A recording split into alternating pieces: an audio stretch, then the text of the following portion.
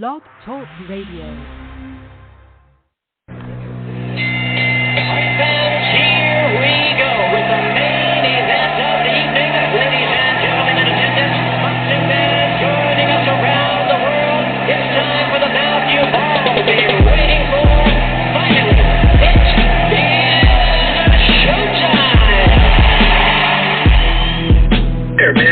Dedicate our lives to this sport. We do thousands of sit-ups in camp. We run hundreds of miles, for the ones that take it serious.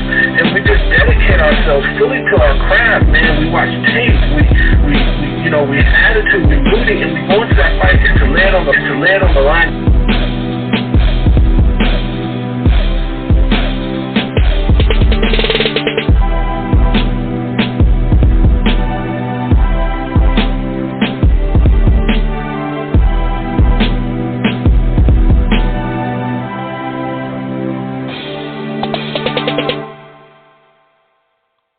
Hey, what up, boxing fans? This is the Rope a Dove Radio Podcast. I'm your host, Chris Carlson. Got off to a weird start there. I believe everyone can hear me. Text me if you're listening now. I know I just started live right now, but it's kind of weird. It was like it was on, then it was off. I don't know. I just want to make sure that you can hear me. Anyway, we are back on the show here. Let me check. Let me double check here because something's up here. Anyway, check one, check two, check one. Can you hear me? Okay. Actually, I just got a text. Okay, thank you. Anyway, I'm sorry for starting the show this way. Kind of a funky start. I actually called the show, and then it wasn't going through. I hung up, recalled, and all of a sudden the music was over and the show started. So I don't know how the hell that happened, but either way, it's kind of fitting that this is kind of all over the place because this fight that we witnessed last weekend on Saturday was exactly that, all over the place. Just ridiculous what this fight did. And, we obviously are going to hear, some folks, not a lot, I'll say that, not a lot. So, most people appreciated this fight for what it was. But, the critics were wrong. A lot of people didn't want to see this fight. Oh, we want to see, AJ and Fury, and this fight is worthless. I don't even know why they're doing this fight. This sucks. And then we got a great fight. And as it turns out, Usyk, beat Anthony Joshua, and they have to rematch. So once again, it's just another example of we're not professional matchmakers. We don't make our money being professional matchmakers, okay? We break down fights, we predict them, we recap them. We talk about, why we like this matchup, or maybe not as much on that one, but it's just, this fight was just phenomenal. And anybody that says that this is just a one-sided bullshit fight, I don't know what, because I did see some of that. I don't know what everybody's making such a big deal about. It was a one-sided fight, I mean, the only way you can get away with that is if you're the way Lou DiBella put it. He said that was the best one-sided fight I've ever seen in my life. And when a guy's on the canvas twice looking like he's in trouble, are we going to call this a masterpiece again now? Just like, the first time around. Either way, like I said, for the most part, there was just people enjoying it. Sometimes you just got to get back to being a boxing fan and not worry about how you predicted the fight. Once you predict the fight, you got to put it out of sight, out of mind. Now, obviously, when you have money on a fight, that is different. You obviously want to win your bet, but if you're putting so much money on there that it's going to hurt you, or if you're, I don't know. Like I said, there were some people out there saying, oh, now all of a sudden Fury has no power. Usyk would have knocked him out easy, Wilder. Like, come on, guys. Come on. It's just funny. And I'm not really talking to fans on this one. Fans, fanboys, they're going to be what they're going to be. They're going to take it personal. I'm talking about some of these media members. But for the most part, man, we got ourselves a great fight, and my Twitter, timeline was just blowing up for quite some time. The thing trended for like 24 hours. Just a crazy back and forth fight. Down the stretch, could they have stopped it? Sure, no doubt about it, but there were 2 rounds back to back where Wilder landed a big shot, and it looked like all of a sudden, wait, is Fury buzzed again? It was just a wild, crazy throw out the skills, although inside fighting is a skill. But this one didn't come down to skill. It wasn't a thing of beauty. Some people are saying, there's no way that could be the fight of the year. It was too sloppy. This was just a brawl. And the guy coming into the fight, Tyson Fury, having the more ways to win, having a 30 or 40 pound weight advantage, being able to get, on the outside, play defense, but also get on the inside, rough him up, put his weight on him. Speaking of weight, did Wilder, weigh too much? We all kind of assumed once we saw that weight that it was too much. I don't think he really gassed before he got hurt. I think he got hurt and then started to gas a little bit. But, it's kind of a catch-22 because if he came in at 219, the speed, the power, he came in at a good weight the first fight and couldn't stop Fury. Now, given that was the 12th round, but, he couldn't stop him.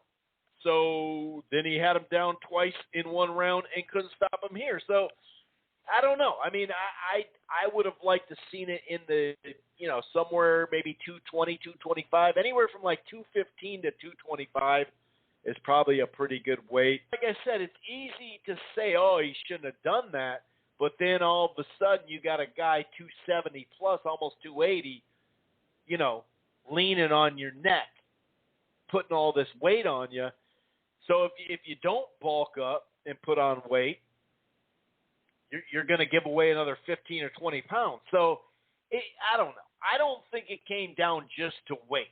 If it came down to just weight, why didn't Wilder beat him in the first fight? Why didn't he knock him out? You know what I mean? I just think that the way he can recoup Fury and obviously having the advantages he has, and he's just skillful. He's just an all-around better fighter, and that's what it came down to. But in this one, he had to show a little bit of everything. And the heart that Wilder had to show – hold on, let me get some water. Choking over here. The heart that Wilder – when he said he wanted to go on the Shield, now you know what he was talking about. Now, could have that fight been stopped earlier? Yeah, of course. But like I said, every time you thought, okay, this is it, then out of nowhere, a right hand would land hard on Fury. So, Diego Corrales wouldn't have pulled that upset if they stopped that fight. I'm not trying to say don't stop any fight, but there are fights that just go further than others. It is what it is. Like I said, I wouldn't have been bummed if they stopped it in the ninth.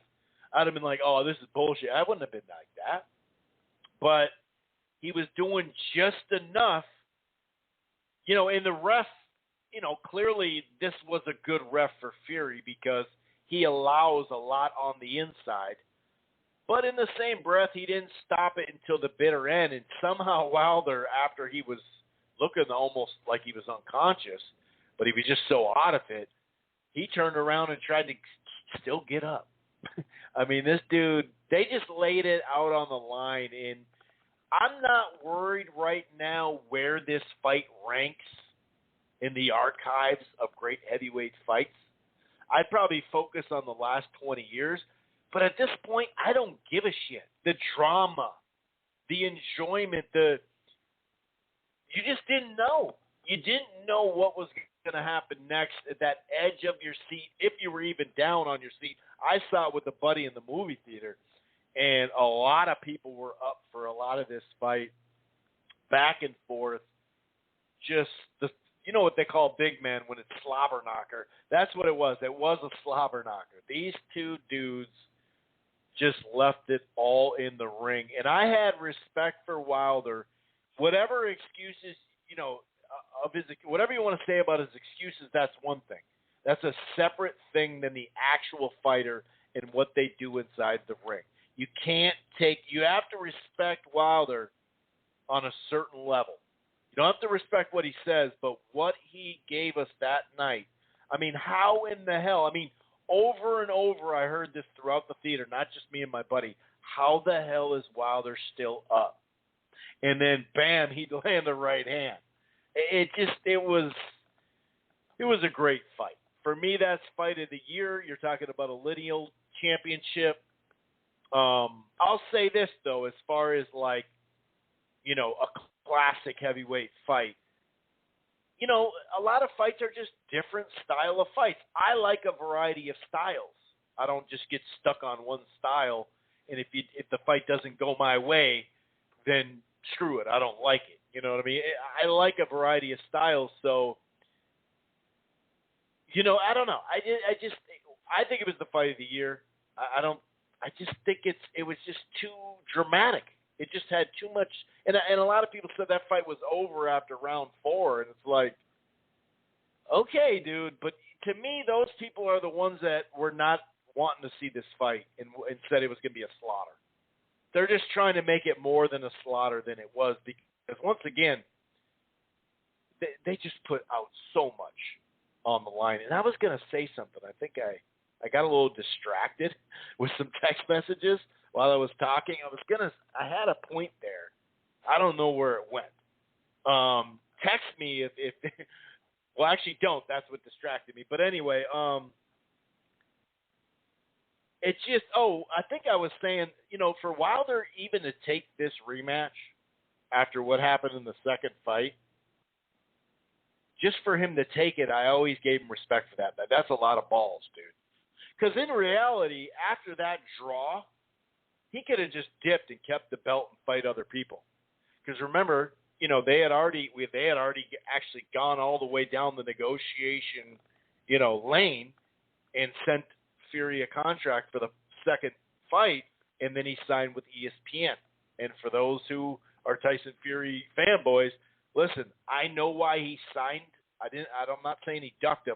I understand why he signed. It was a good signing, obviously.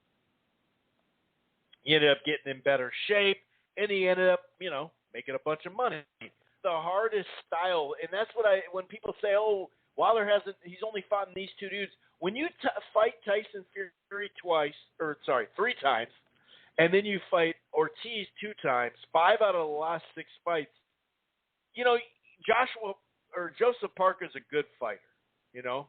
Some of these guys are good fighters.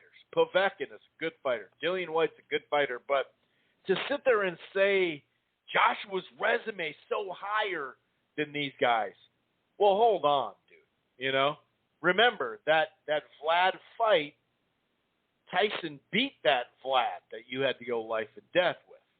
So, you know, I don't know. It's just to discredit this, to discredit Fury as if he's not the number one guy. People were like, so who's the lineal? Come on, are we really going down this route? And then there's also this creeping up notion on boxing Twitter and on several podcasts I've heard, whether YouTube or just, you know, audio, like, the heavyweight division's done now. It's over. Or, Wilder should just retire. There's nothing to see anymore. Like, haven't we just learned? So you're telling me you don't want to see Wilder against Ruiz? You think that's a shitty fight or something like that? Wilder against Ruiz is a fun-ass fight. Dillian White, Otto Wallin are both fights that Wilder could fight. So you're telling me in a year from now or 2 years from now, you wouldn't want to see Anthony Joshua and Deontay Wilder? They're going to get to the point. If he loses to Usyk, that's back-to-back losses as well. Well, what's your biggest money fight then? Well, a fight with Fury. Well, you got to get some wins. Okay, so what? That's what I'm saying. Like, let this stuff play out. If someone wants to retire or take a break, I get it. But let this stuff play out. Remember, we wouldn't even have the 4 Kings if people had the mentality they have now, well, I don't want to see any. The heavyweight, it was a good little run, but it's over now. Wilder's done. He's retired. Retire him. And if he retires, I'm cool with it. The dude just took some punishment in the last 2 fights, major punishment.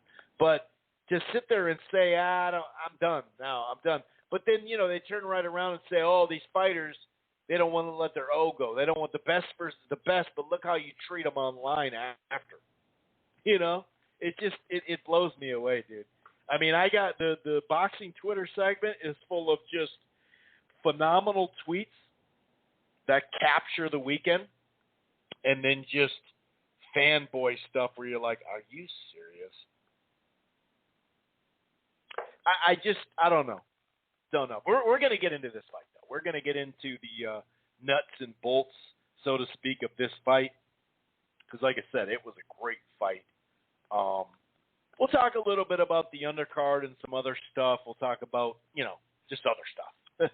But we're the main focus for this one's obviously got to be on the great fight that we witnessed. By the way, if this is your first time listening to the Rope A Dope Radio podcast, welcome. It streams live right here on blogtalkradio.com/Rope A Dope Radio. You don't have to go to Blog Talk and Rope A Dope and download the show directly there, or listen to the browser if you don't want to. You can find the platform on Apple Podcasts, iHeartRadio, Player FM, TuneIn, Stitcher, Spreaker. We're also part of the Grueling True Sports Podcast Network, which can be found in a whole lot of places. While you're at it, why don't you head on over to thegruelingtruth.com. And one more thing, if you're thinking about cutting the cord or you're not quite happy, I got something for you. It's called DirecTV Stream. The prices start as low as $69.99 a month. The best of live TV and on-demand, no annual contract, no hidden fees. If you upgrade to the Choice or Ultimate package, that'll give you 3 months free of HBO Max. It also includes regional sports network with no additional fee. And if you go to the Premier package, the top one, that'll give you HBO Max for free and Showtime boxing fans. Just a heads up there. That's DirecTV Stream. Okay. Yeah, dude, this fight was just crazy, dude. And I'll say this. Oh, that's what I was gonna say. It just hit me. Now, the difference of this fight in a fight where two guys are throwing 800 or 1,000 plus punches, right? You're not going to remember all these moments. So when you watch back great fights like that, those are more enjoyable. Like they make you feel like you're watching it almost live. Now, the one thing I'll say about this fight is, I probably won't watch it like 8 to 10 times in the next year or two. Some great fights, I'll watch them with friends. I'll rewatch them myself. Whatever. The only thing about this fight is down the stretch where it did become very one-sided of the fight, the last chunk of rounds, we now know that Wilder didn't clip Fury again to where he got him serious enough hurt or knocked him down. He may have buzzed him, but we know now. So some of the drama does get taken away, obviously on a replay. That happens. But overall, I'll say that. Like, the replay stuff on this fight won't be as good as some of these other fights, right? Because they're throwing so many shots, and it's hard to keep up with them all the time. So that, I'll say that. Like, I'm not worried where this ranks. I'm not worried if you have Tyson Fury in your top 10 all time, if you have him in whatever, top 5, top 10, top 15. I'm not worried about that. I'm just not. I don't care right now. I'd rather enjoy what's right, in front of us.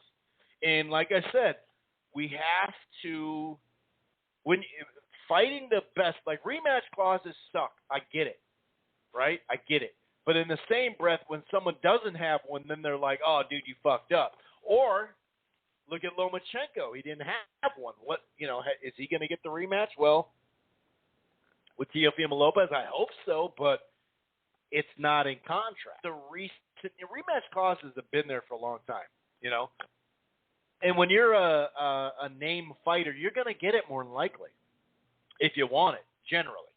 So I understand people pissed off, but this is part of the best fight in the best. To fight AJ, guess what?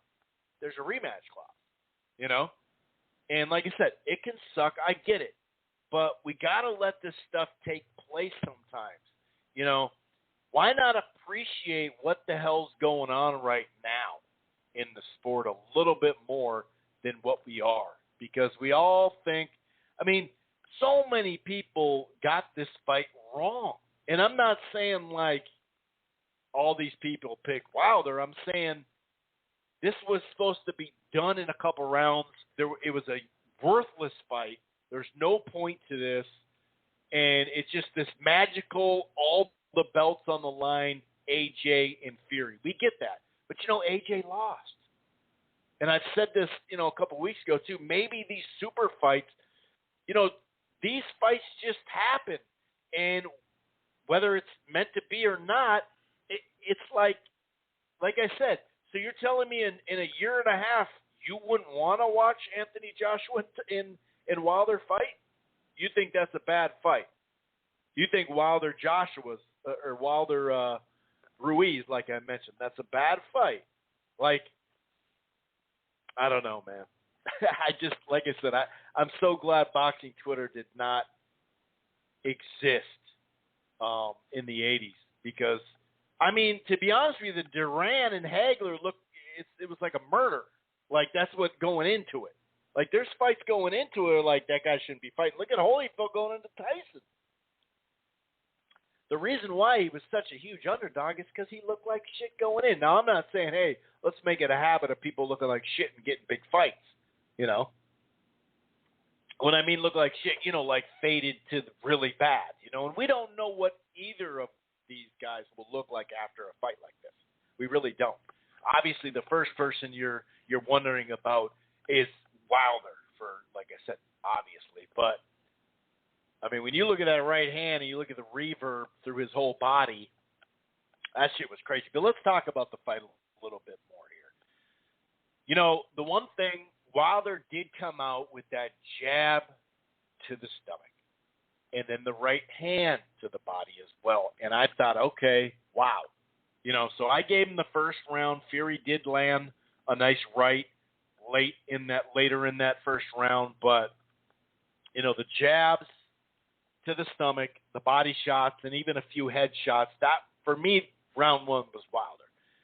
Now, Fury was able to win the second round. I thought Wilder looked good in the round, but he missed a little bit too much with his right hand. So I gave Fury, because he was landing like right hands, and then holding and clinching, which obviously was key for him. Third round comes out, and you could make an argument that Wilder was potentially on his way to winning that round. There was a couple times where he threw a right, and then it was like, whoa, dude, just calm down a little bit. You're going to open yourself up here. And also the pace that Wilder was fighting at, you knew that wasn't going to last. You know what I mean? Especially with the extra weight. But so he did pretty good in that. I think he landed, you know, a left hook, some more jabs, several right hands. But that right hand, and I think it landed right on the ear again, knocked down Wilder. And next thing you know, a lot of people say, oh, he was already gassed after 2 rounds. I don't know, dude. Like, I think he got gassed a couple rounds from then. I don't think he was gassed after the second round. I really don't. You know, because if he was so gassed, like, I think it showed that he was gassed a couple rounds from then, because then he couldn't punch as much. Because look what he did ultimately, you know, in the 4th round. But he scored a knockdown, Fury, and Wilder looks like he's really hurt. You can call it gassed, you can call it hurt, you can call it a combination, whatever the hell you want. But it looked pretty rough. You know what I mean? It was rough, and you're like, okay, well, he's caught him. It's not looking good, and for him to come back, land that right hand, you know, on the top of his forehead, or, you know, maybe near the temple, and to see, I remember seeing it live, but now that I've seen the replay a bunch of times as far as down in all the knockdowns, the reverb from his head all the way probably down to his toes, but you could see it worked through his body. I mean, that's something that you don't always see on camera. A lot of times you notice that when you're live at a fight, you can literally see it in the body. It's pretty spooky, really. But and of course, a shot like that tends to be a delayed shot because he got hit. It's very close to the one that Ortiz got hit with, and he couldn't recover. So he goes down. He gets up. People were talking about a long count because Wilder wasn't in the neutral corner. And then he kind of hits him, and he's off balance, and it's kind of like whatever. It's another knockdown. He hit him with a good shot, but it was kind of a delayed, kind of a. I think he also kind of got like a bit of some contact in there. Is what I'm trying to say. Knocks him down, and at that point, when you see Fury's face, he's sitting there and he's like, "Oh, here we go again, dude." And you can make an argument. For Fury in the third round, that if he had another minute or 30 seconds, that he could have stopped it. Well, I think you can make that same argument because he looked like he was in pretty rough shape after that second knockdown. And if there was another 30 seconds, a minute, whatever. But another thing about getting gassed real quick, we know the weight was going to probably be an issue, and it seemed like it played a part in that. But for Wilder, of course, I'm talking about. But the adrenaline rush that Wilder must have gotten at that time, and sometimes we see it early in fights with some guys where they drop a guy and hurt a guy, and then they just can't ever muster up enough to stop the guy, and next thing you know, they start getting beat. Or they're just okay and they win the fight, whatever, but they don't look that good after. The adrenaline rush and after already being down, and not scoring a knockdown or hurting them since the first fight, that probably played into it a little bit too. But after that round, you're like, holy shit. You know what I mean? You're just thinking, this isn't real life. Like, this is crazy. Like, what else is going to frickin' happen now? And, Wilder, early and late in that fifth round, landed some good shots. And both corners did really good, by the way.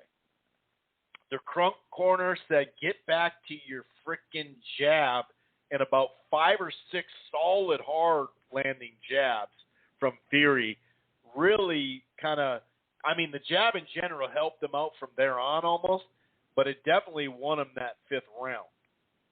In the sixth round, more jabs, some hooks, and then he really started upping that rough stuff on the inside. Whether it was holding with one hand, hitting with the free hand, just putting all his weight on him, little sneaky uppercuts in there, roughing him up. And that's where that weight where you're like, well, if he was 215, I don't know. He probably wouldn't have lasted as long to even try to buzz him late in their fight. I still think, whatever, like I mentioned, anywhere from 215, 220, 225, whatever. I don't know his exact weight, what it should be. But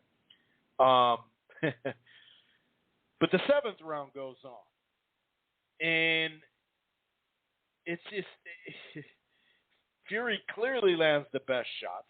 But when Wilder was aggressive in that fight or in that round, he landed several right hands. Clear, Fury round though, and then another clear Fury eighth round, except for the last 20, 30 seconds. When Wilder landed a right that looked like it kind of shook him up. But a bunch of jabs and overhand rights, that's another thing. The overhand right by Fury.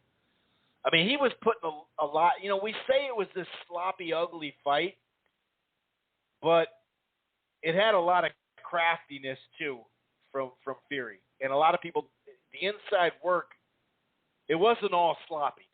He knew exactly what he was doing. And then, once again, the ninth round, a very dominant round for Fury. Jabs, hooks, more overhand rights. Wilder landed a few rights and a nice uppercut, I remember, too. And then the 10th round, Fury, in an exchange, lands a right hook counter that just drops Wilder. But somehow, we're talking 10th round, somehow late in that round, Wilder still landed flush. And some of these, like I said, whatever, it's the 7th, 8th, 9th, in that range, he didn't land many punches at that point, of course. He was really faded, really hurt, really tired, really everything. But the way, just some of the right hands that were coming through where it like stood up Fury, and you're like, how is Fury standing up? Like I mentioned, throughout this fight, me, my friend, and people around me in the theater were like, how the hell is Wilder still standing? Well, there's a couple times, too, where you're like, Fury just ate that dude. And then, obviously, Wilder falls to the canvas, studding shots after studding shots over and over again, and finally he hit the canvas, just basically no control, hits the ground or the canvas very hard, almost looks like he's out, and then the fight's over at that point, but he starts to turn and want to get up again, and you're just like, dude, it's over, it's done. And so that was intense. The drama filled. Now, like I said, these guys aren't throwing 800 punches. There's not a whole lot of heavyweights that can throw 100 punches or 800 punches, by the way, in a fight. I don't think either of them made it to 400. Maybe if they had another round, maybe Fury would. I don't really care. It was like almost every punch that both guys landed, though, counted for something. And like I said, it was rock'em sock'em robots. It wasn't a thing of beauty. But this is why it crossed over in the mainstream, not just because of the first fight, the drama that happened there, not just because of all the press it got for the second round, the Super Bowl. I mean, the name recognition. They don't have an Oscar De La Hoya or a Canelo to fight or a Floyd, but all this name recognition the last couple of years and all these highlights we've seen, both guys getting knocked down, it finally got to the mainstream. And the mainstream, you may not like this fight at home and say, oh, it was sloppy. First of all, seriously, dude? And second of all right, but most everybody liked the fight, dude. I mean, water cooler talk, whatever you want to say. I've talked to multiple people about this, casual fight fans. I've overheard people at a bar or at a table talking about it. I filled up a gas tank and I saw someone watching the highlights. Like, it crossed over. And it was a great fight. And there's still people holding on to, I don't know what the big deal is. This was a one-sided fight, dude. And a lot of those people just can't admit they were a little wrong. Like I mentioned earlier, if you want to say what Lou DiBella tweeted, okay, I'm willing to go there. He said it was the best one-sided fight he's ever seen. But when we say one-sided, guy was on the mat twice in a round and didn't look good and got buzzed a couple more times. This whole one-sided thing, like, once again, this was not a masterpiece performance. Fury took punishment too. It wasn't just one-sided. It was a great fight. And I think we just gotta, some people just can't ever be wrong. Because, like I mentioned this whole time, from the start, just like the Usyk, Joshua thing, from the start, there was negativity towards this fight. And let's try to step back and remember that we're not professional matchmakers. We don't earn money by being a matchmaker in the sport. We don't know everything. We can get it wrong sometimes. And even if, I picked, I got it right, but kind of wrong because I picked Fury by decision. I did think that Wilder would be jabbing a little bit more, and I thought that he could actually make it. But I also thought it'd be a better fight than the other two. So I was right there. So, that's the thing. When you do a prediction, you want to get it right. We get it. But I don't know. Especially, I got to admit, the UK fan base is awesome in so many ways. And I've known a variety of a couple media members, fight fans. I've known a variety of folks and contacted with them to this day, right? I remember when they sent me tapes. I'm dating myself there. But I remember them sending me a link of Tyson Fury. And then I remember them talking about Tyson Fury. And I remember him punching himself in the face. You know what I mean? Like, I remember going, well, let's see him in a couple years, this Fury guy, and I don't know. We got to enjoy this stuff, guys. And some of this stuff on Boxing Twitter is just trolling. These people actually don't think this. They just love to sit back, but some of these people are some of these people are just degenerates. Some of the stuff that's been said about Wilder after this fight, this guy, I got in a back and forth a day before the fight with someone calling him a little boy, and he's not a warrior. I'm pretty sure he just proved to you again in the ultimate sacrifice. I just don't think we get the sacrifice that's going on in that ring. At the same time, people will be like, oh, he's done. He should retire. Well, okay. Well, that tells you how much punishment he took. By the way, Wilder said he's going to be back. He's going to take a long break. He did, what is it, the bone behind your middle, like the middle finger? There's something behind it. I think that's what he messed. His ear was bleeding again. No surprise there because it did get hit a fair amount. But he said he's okay, and he's just going to, obviously, he needs time to just heal. But he said he's not going to be in the ring till like May.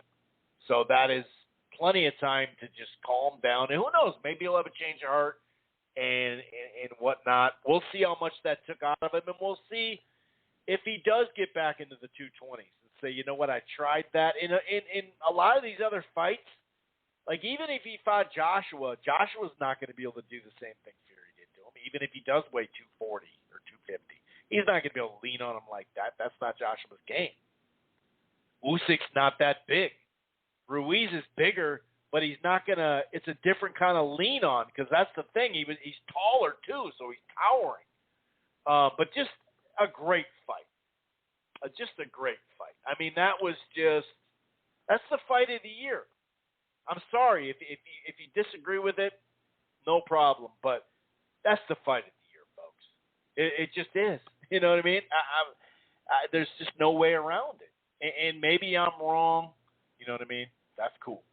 But anyway, we're going to hear from somebody else. We're going to bring in a great boxing mind, John, to see if he sat down. I still haven't even sat down. I'm still standing up from Saturday night. What's going on, John? How the hell are you, man? Hey, Chris. Perfect time for me to come in because I'll just start where you're leaving off because I totally concur. I was, out of my seat the whole fight, Wilder Fury 3. I've been watching boxing a long time. That's certainly fight of the year. That's a no-brainer. We can get into that, but that's number one. That's fight of the year. That's not even a legitimate question. That anybody that proposes something differently than that, you got to look in the mirror and examine your own biases or what point you're trying to make. It's definitely fight of the year. It was one of the greatest. Really, I think it will go down, and to me, it was. Again, and I'll say some of my thinking. It was one of the greatest fights of all time. One of the. I'm not going to say it's necessarily my top 10 of all time, but it's one of the greatest fights of all time without saying a number. Certainly one of the greatest heavyweight title fights of all time. And this is for the championship. This isn't the alphabet belt nonsense. This is for the line that, Joe Louis held, Jack Johnson, Muhammad Ali, Rocky Marciano, Larry Holmes, George Foreman, Lennox Lewis, Vladimir Klitschko. This is that line. This is not the alphabet stuff. So we are talking about the highest stakes in the sport of boxing, literally, historically, and we had a trilogy on top of it building into a great rivalry. So, nobody can argue about the stakes being there, and I totally agree with what you said. in the way you were describing the fight, I saw it, and I think you had the right clarifications. I mean, this was not, Fury was winning the fight at the end, yes, but I mean, this fight was in doubt the whole way because Wilder kept battling back, and Wilder was certainly in the fight. Fury had been down on the canvas twice, and as you correctly pointed out, there's no doubt that there was other times that Wilder buzzed him, and if Fury, I'm not going to say any of those times he was in deep trouble, but I've been watching boxing for a long time. There were certainly times where Wilder came back and Fury was at a minimum a punch or two away from being in serious trouble. And he had Wilder like that, of course, on many occasions. And, one thing I'm going to, you were saying about, well, people may be saying sloppy, a lack of skill. You're looking at that part. I didn't even necessarily concur with that. I mean, Tyson Fury's a very skilled guy.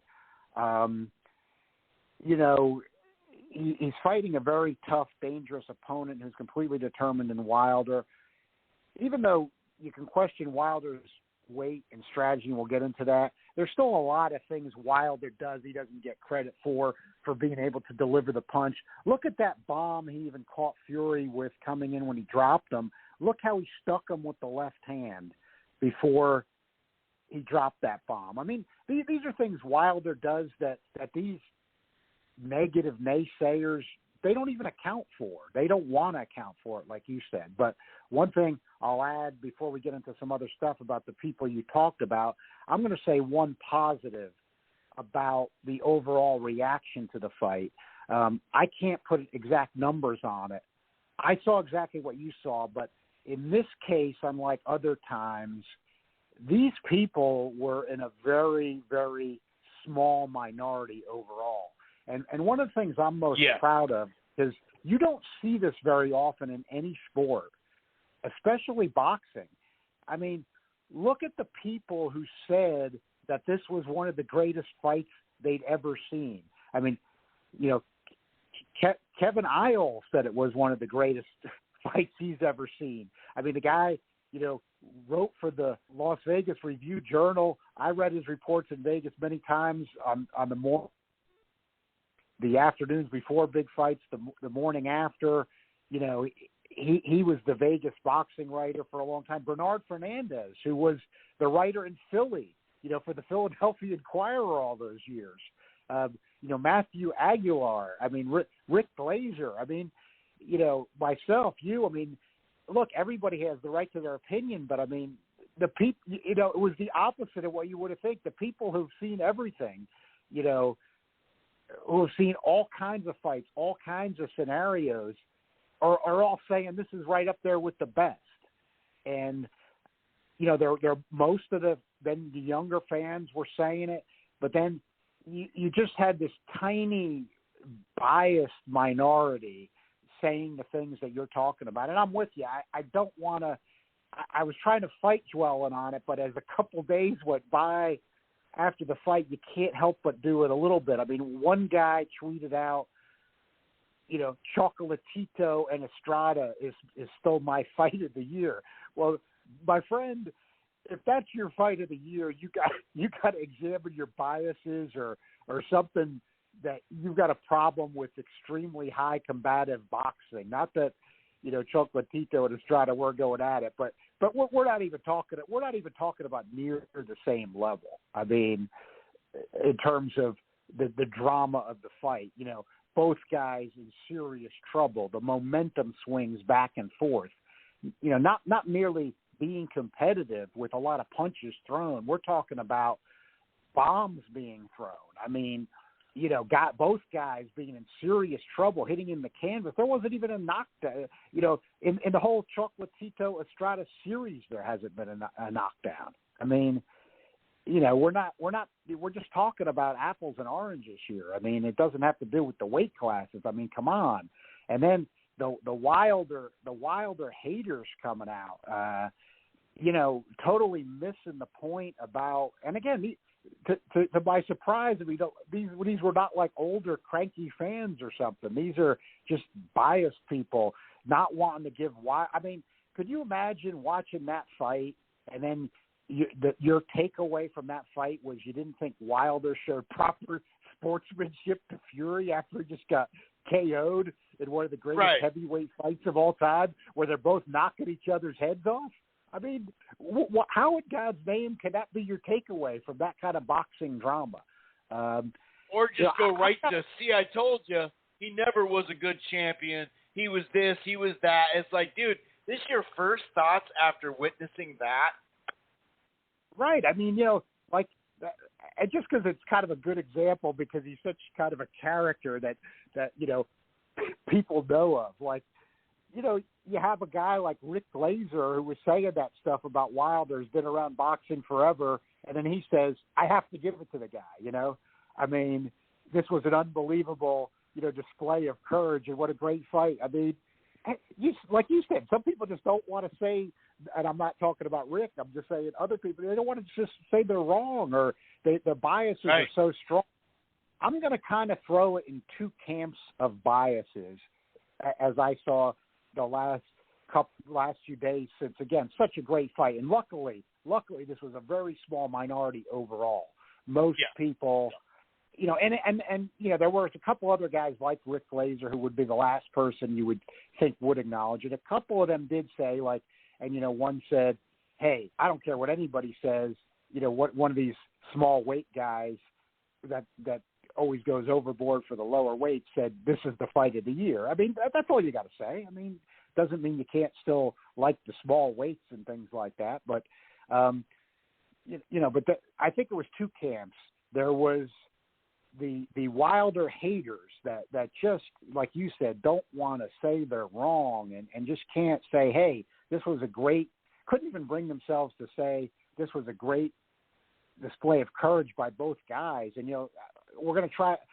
It's not that I wouldn't mind calling it out, but you just don't want things to get too personal when they don't need to be because people disagree. But, some of them writing for major publication, taking that approach. I mean, that's downright bizarre after one of the greatest heavyweight title fights of all time. I mean, you might want to think of a different line of work, than writing for a historical boxing publication, and that's your takeaway. So you just got to say that after something like that. And then the other camp was smaller, but I saw a couple of these, was kind of like these hipster types.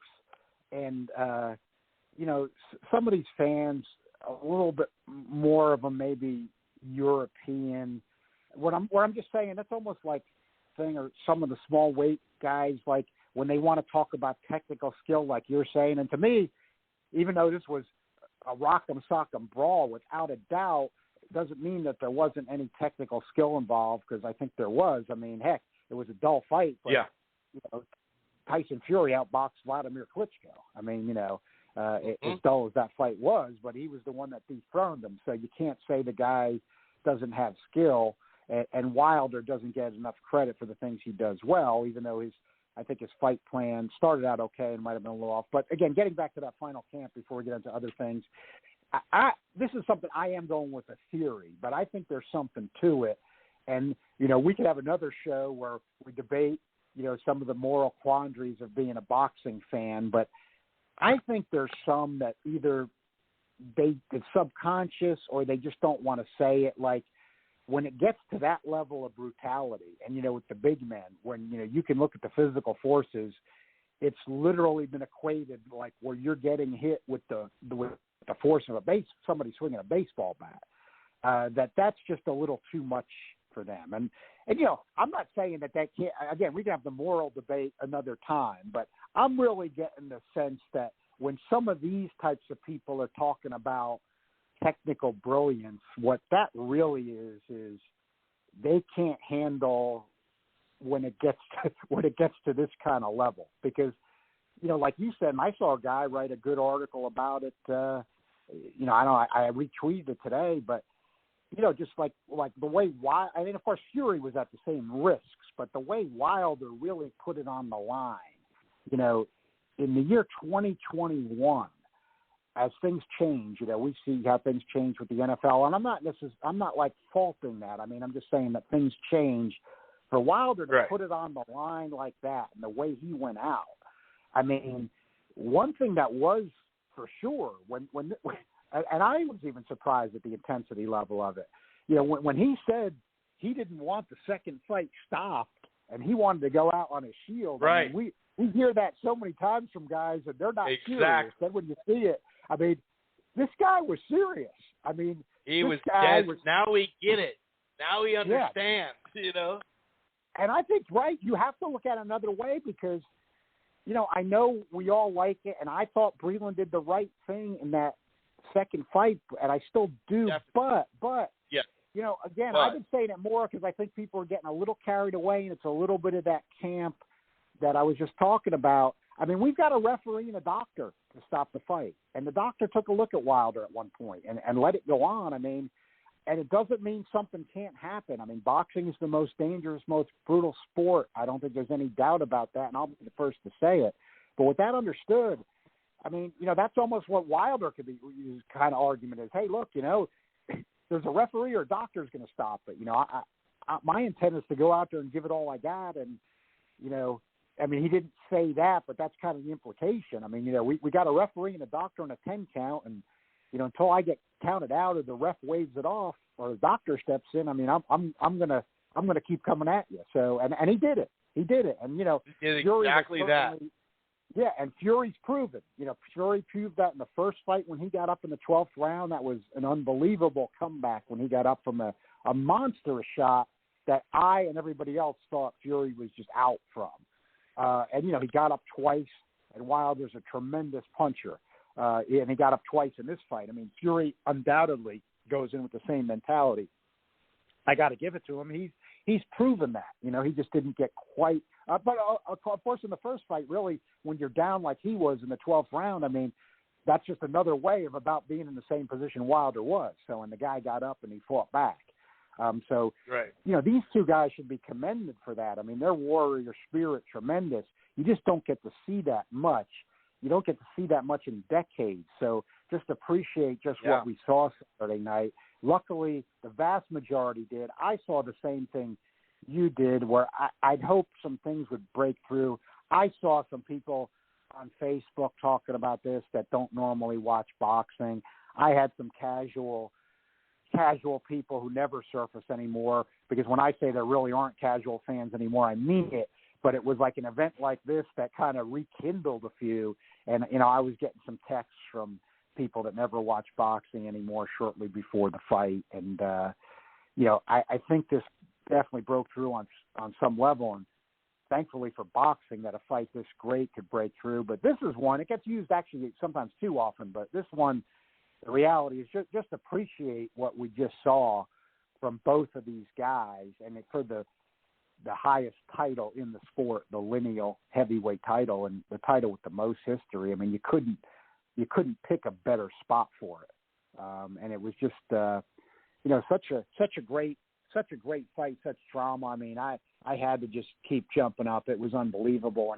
And to me, a great fight, you know, has to have those kind of momentum shifts where there's danger for both guys and you don't know what's going to happen, swinging back and forth. And, you know, really the most drama tends to come where both guys are in serious trouble or both guys are down. And, you know, you had all this in this fight, and you don't get that in all these fights. So, you know, I think it couldn't have been a better display for boxing. I mean, both guys, you know, took a lot of punishment, and you never know how it's going to play out, but they both left all in there. And, you know, it was a great fight to me. There's just absolutely no doubt about it. I don't see how you couldn't say it was fight of the year. Don't see even how you could say it's not going to go down as one of the greatest heavyweight fights of all time. And it will be mentioned with the greatest fights of all time. Like, you know, British publication, I've got some of the hard volumes of it. You know, they every once in a while, you go through like the top 100 fights, you know, of all time or the last 50 years. I mean, this is one of those types of fights that's going to go down on those kinds of lists. It just, like I said, like you've said too, like just the heart and the will, and I just don't understand. I don't think people appreciate it enough. If your first knee-jerk thing was, oh man, I saw this multiple dudes that work for the ring say, oh, Usyk would have knocked him out in the third round. So now all of a sudden Usyk has all this power that Tyson Fury has no power at all, basically, and Joshua would have iced him. Well, you know who would have got iced probably is Joshua too, because he doesn't have a chin either. Like I just don't understand it. And we're not even talking about fans mostly. Fans are going to be fans. We get it. There's all sorts of fanboys, and you're going to defend your guy, and to the bitter end, there's still people that were with Wilder that are saying, oh, he's a cheat, he's this, still making excuses. When Wilder's not even making excuses, they're still making excuses. And so I get the fanboy stuff, but when you, like you said, when you have media members doing this, and then notice how, once again, Fury used crafty, roughhouse, Bernard Hopkins, black and white, back in the day, like just the most just roughhouse stuff. But it's a skill, it's craftiness, and I'm okay with it no matter who uses it. And we said this last week too, but when Andre Ward or B-Hop use it, it's worthless. Well, funny, so it just so happens that Ward was fighting Kovalev, another white fighter. Like it's so obvious sometimes where you're just like, dude, so either you like roughhouses or you're okay with roughhouse type fighters or you're not. You can't have it both ways. And, that's what his strategy was to do. He had an advantage, and he took advantage. You can't sit there and move all day with Wilder, just on the move outside. He's going to catch you. He's not going to follow you around. He's going to miss plenty, but he's going to catch you. So if Fury doesn't feel comfortable moving all around, who the hell can? Usyk? Maybe. But, to sit there and the first thing knee-jerk is, oh, Usyk would have knocked him out. Oh, really? Well, how come he didn't knock out Joshua then? He had him buzzed plenty. So I just don't get some, and maybe it's just, I don't know.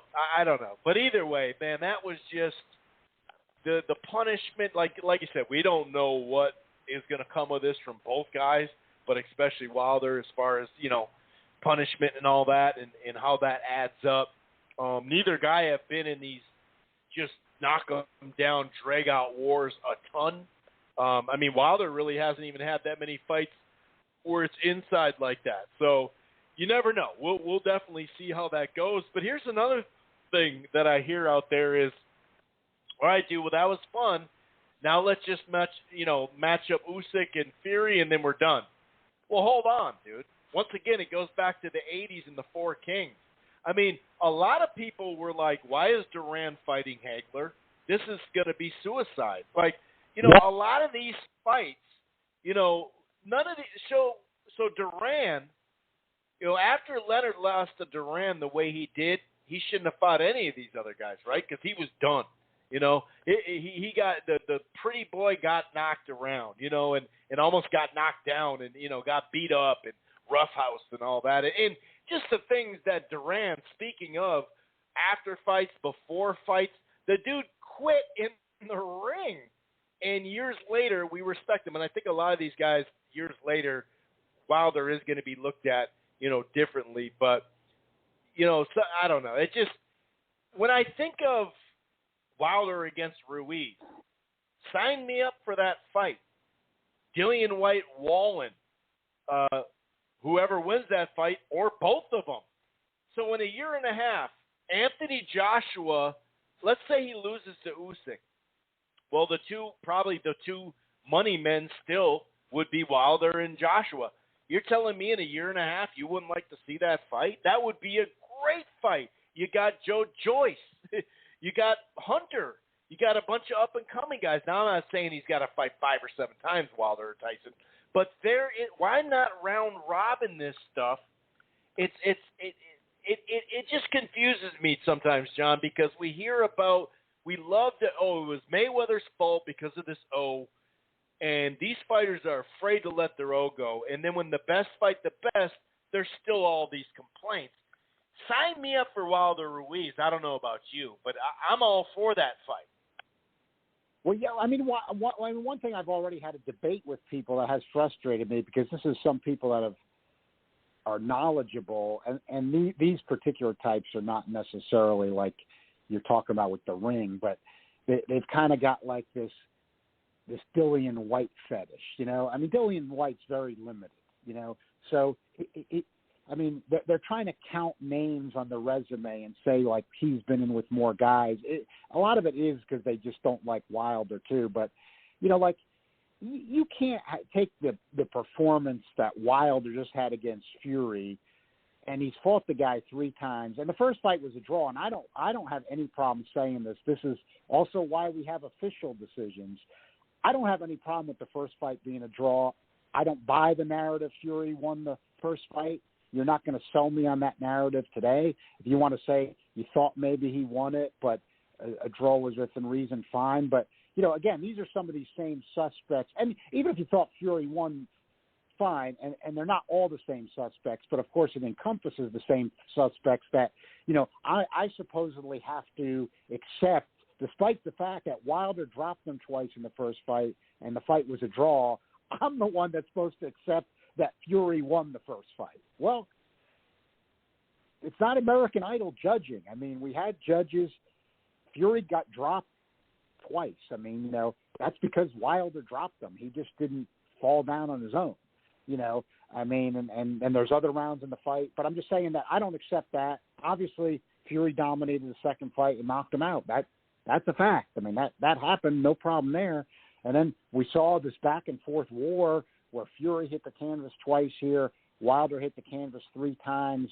But like you pointed out, just because I think for the history of the sport, it was good that the ring continues, you know, because of its history, you know, going back to 1922. I was glad for that reason that Golden Boy bought it. I'm glad it kept going, you know. Doug Fisher's Yetter. I mean, he obviously knows boxing, but like, you know, some of these suspects you're talking about, like, I mean, you know, for them, they're writing for that publication with that history, acting like Wilder hate fanboys. I mean, you know, how does that? It's just sad. It's just a shame to see that. You know, I'll just play. I mean, that's just a shame to see when you got a historic fight like this.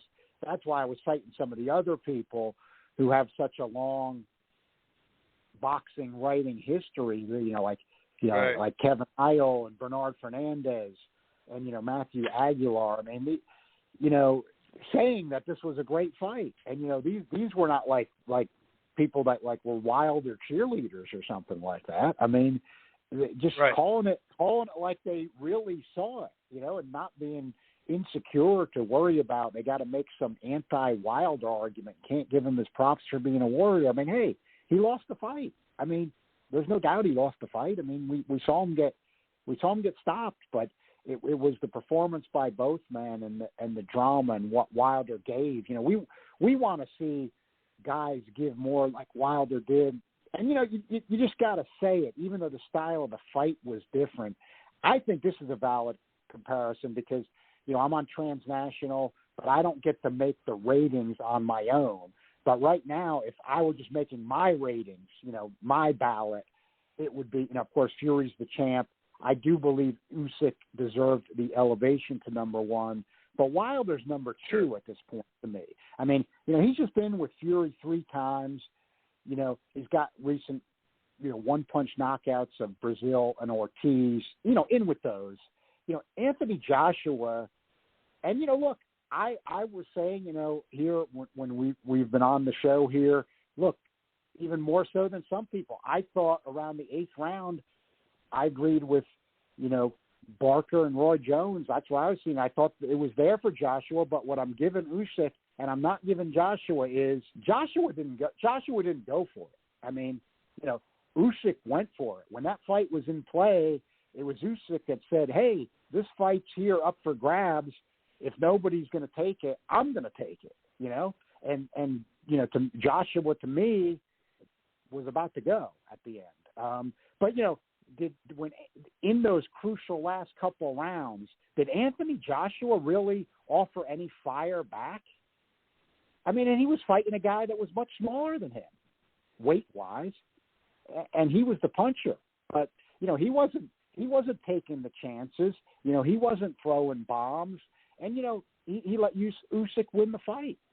And Usyk, to me, I saw it in the Gassiev fight, and I'm still going to say it with Joshua. And this is what we got to wait to see play out when people get on the Usyk train. I mean, and they don't want to hear it, but you got to look at what you see. I mean, this guy has been heavily bothered by body shots. In the Joshua fight, you saw him playing with his nose, you know, playing with his face when he got cut. You know, Chris, you've seen a lot of boxing. That's not normally good body language. But the thing is, the guy he was in with him was worse, Joshua. So what I think we can say here, and be completely fair, because Joshua was not in with a massive puncher in Usyk. Wilder was the guy that had the fighting heart at the close of his fight, you know, with Fury, and he dropped him in the 12th of the first fight, you know, when he needed that, you know, to pull out the draw. That was not Joshua against Usyk, you know, and when Joshua avenged his loss against Ruiz, I gave him every round myself, but it was a terrible fight, and he was on his bicycle the whole time. So I'm just saying, look, maybe Anthony Joshua shows us something else in the future. The book's not closed. But where we stand now, I mean, Wilder showed attributes that Joshua hasn't shown, because as you and I talked last week, and I'm still going to stand by this, the Klitschko-Joshua fight I did think was a great fight, still do, was not as good as Saturday night's fight, not even close, but was a great fight. But Joshua got dropped by a 41-year-old man who was at the end of the line, who'd been off for 17 months. He had a suspect gas tank in his prime. He quit against Ross Purity. That guy did not have the gas tank of a Tyson Fury to put the pressure on where you got to, you know, reach deep down into your soul to try to hang on. Right. And go for it when he's got a guy hurt in front of him. We talked about that, a round and a half of A.J. Hurt. Tyson would have went nuts at that point. Same with Wilder. Klitschko wouldn't even listen to Jonathan Banks, because, like I said, a lot of times in Klitschko's career, if you look at the instructions, he doesn't listen. As great as Emmanuel Stewart was, and he helped him, there's a lot of time. I mean, look, Vladimir Klitschko's got a Ph.D., a smart guy. You know, I think there was a lot of times in the corner that Vladimir Klitschko was his own trainer. And it's certainly with Jonathan Banks at the end. Jonathan Banks was actually telling him, right, he wouldn't listen. And it's just at the point you were talking about, you know, wouldn't listen. And he ended up getting knocked out.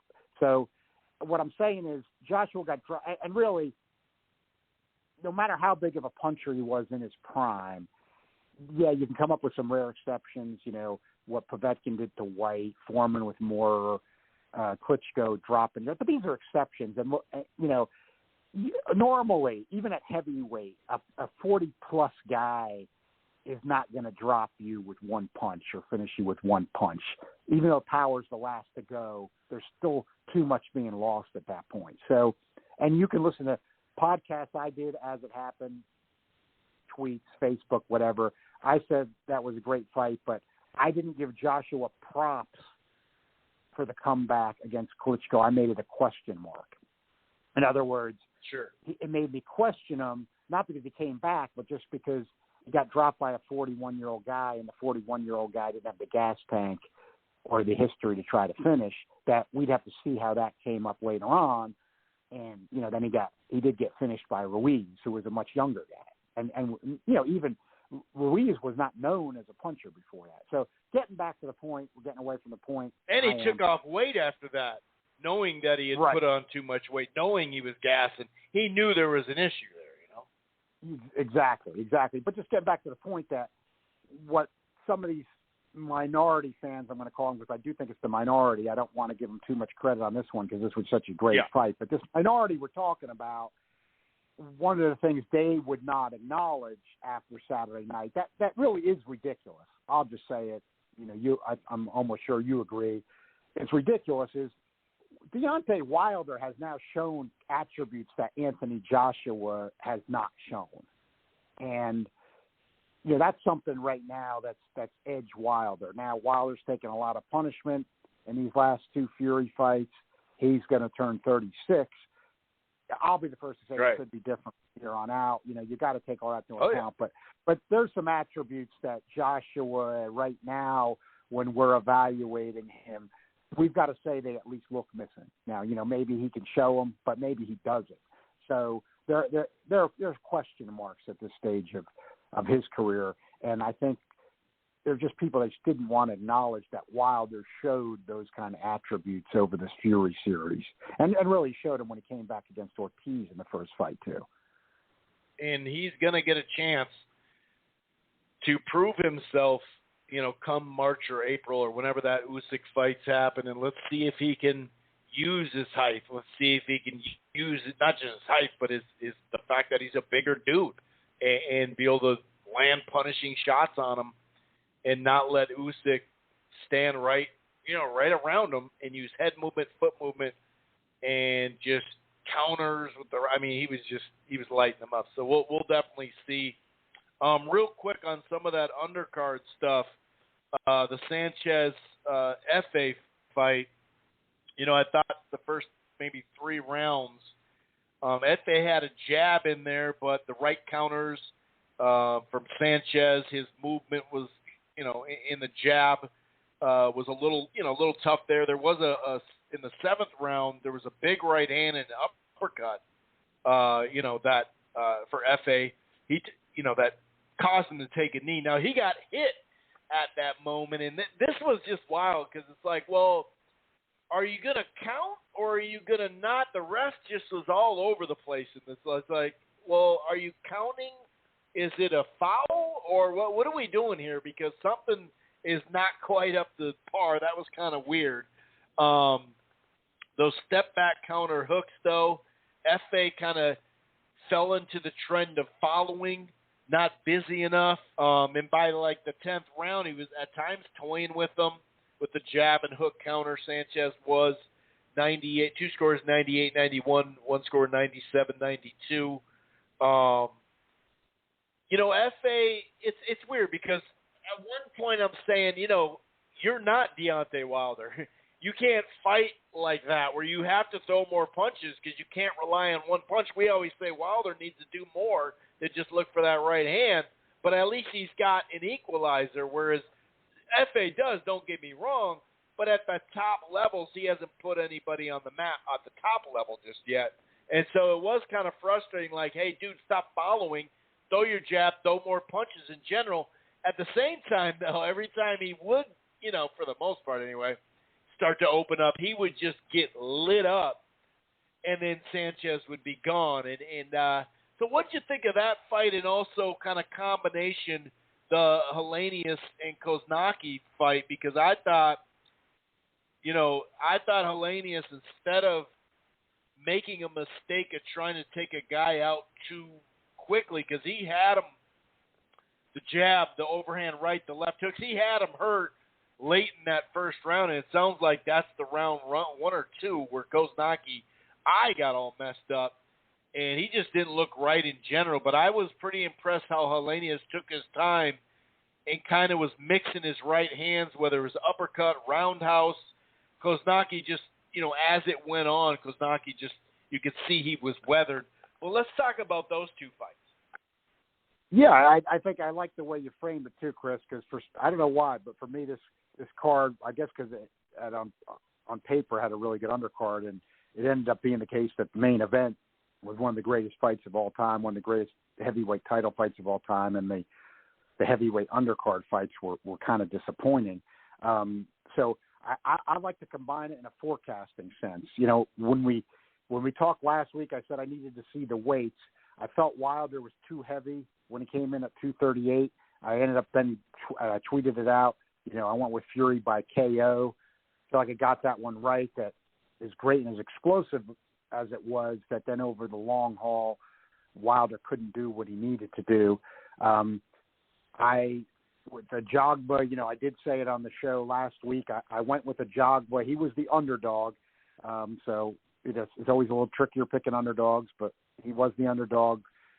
Got the pick wrong, but I've learned as you go on, you kind of break down your picks. Like, okay, so one was right, the Fury K over Wilder, got that analysis right. That's just the way I thought.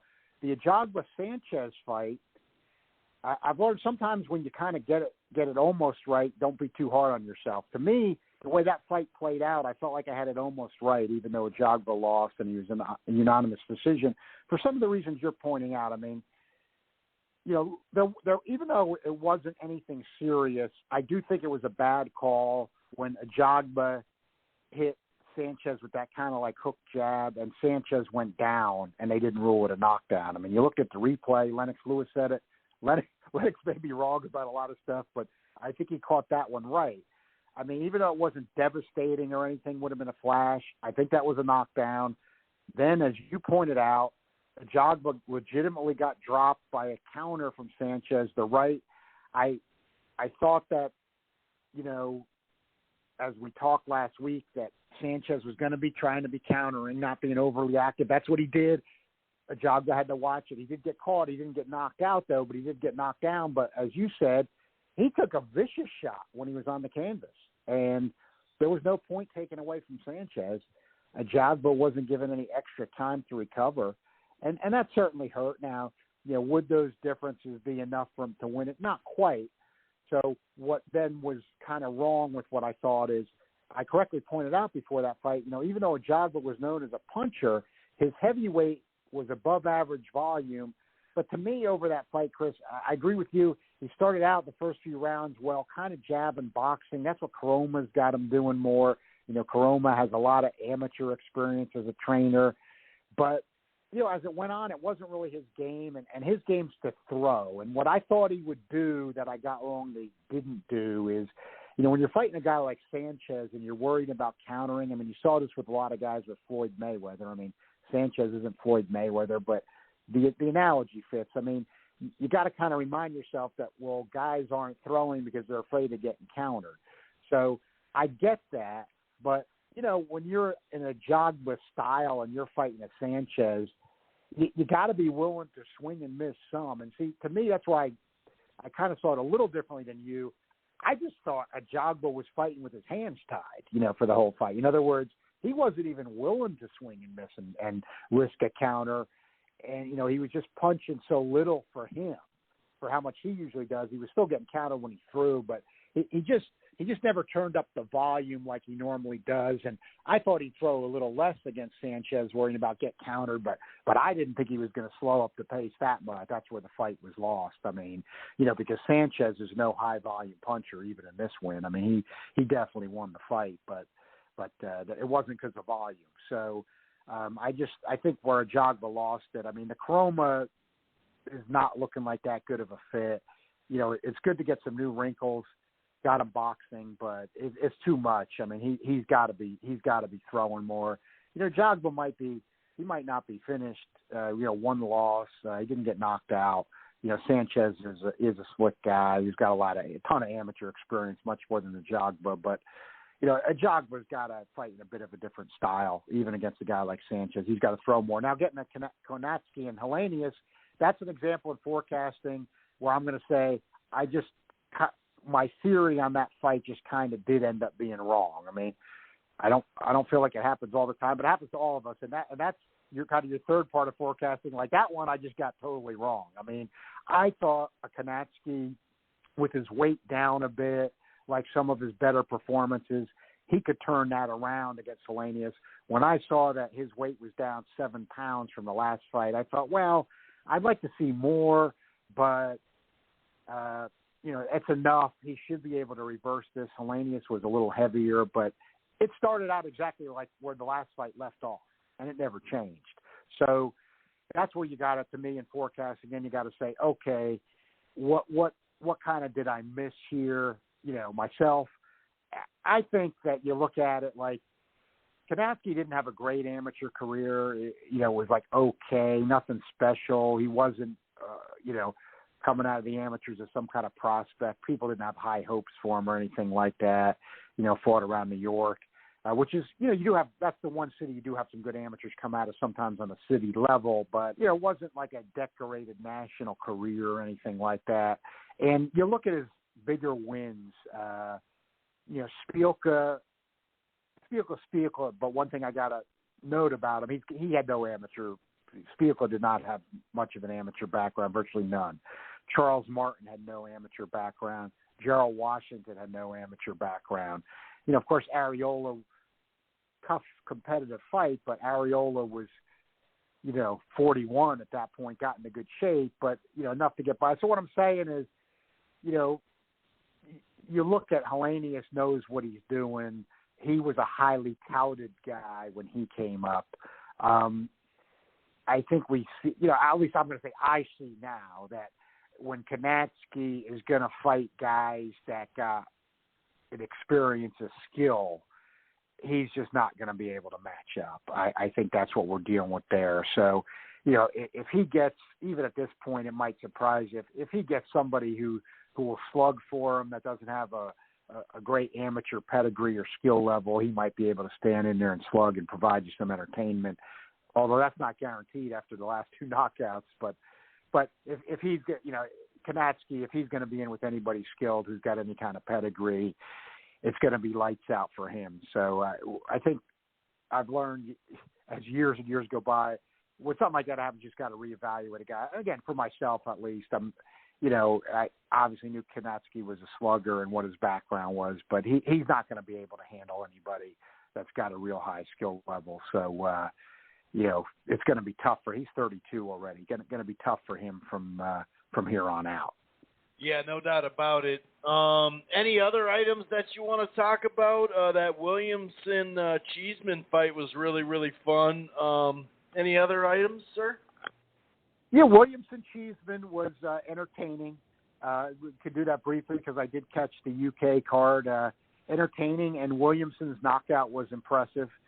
So, as the Brits say, and the more British cards I watch, you get used to learning their parlance yourself and evaluating these. Kind of does fit for a reason. We'll see, what Williamson can do if he can go to, European level or world level and show some skill. But the knockout was impressive. Looked like, to me, even when Cheeseman was coming back, Williamson might have just been a little bit more arm-weary than he was in trouble. And when he got his win back and he opened back up, that was the end for Cheeseman. And then the main event I did catch as well, Fowler and Smith. I'll just say I thought Fowler looked good in the first couple of rounds, really was putting a little more on Smith than Kurbanov did in that controversial fight. I think Smith really could have gotten the decision in Russia. Kurbanov, not a puncher, but Fowler did unravel. His experience level was low, as a lot of the Brits were correctly saying going into the fight.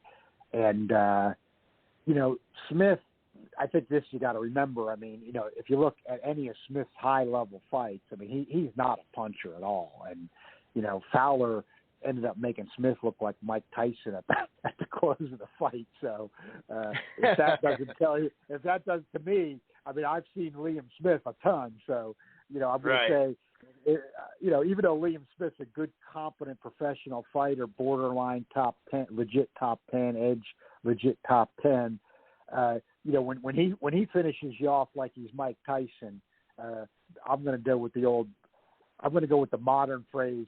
That's a levels thing. I mean, that's Liam Smith's just on a totally different level than the guy. So it took a few rounds, and he did prove to be on a totally different level, but it didn't look that way for the first three or so.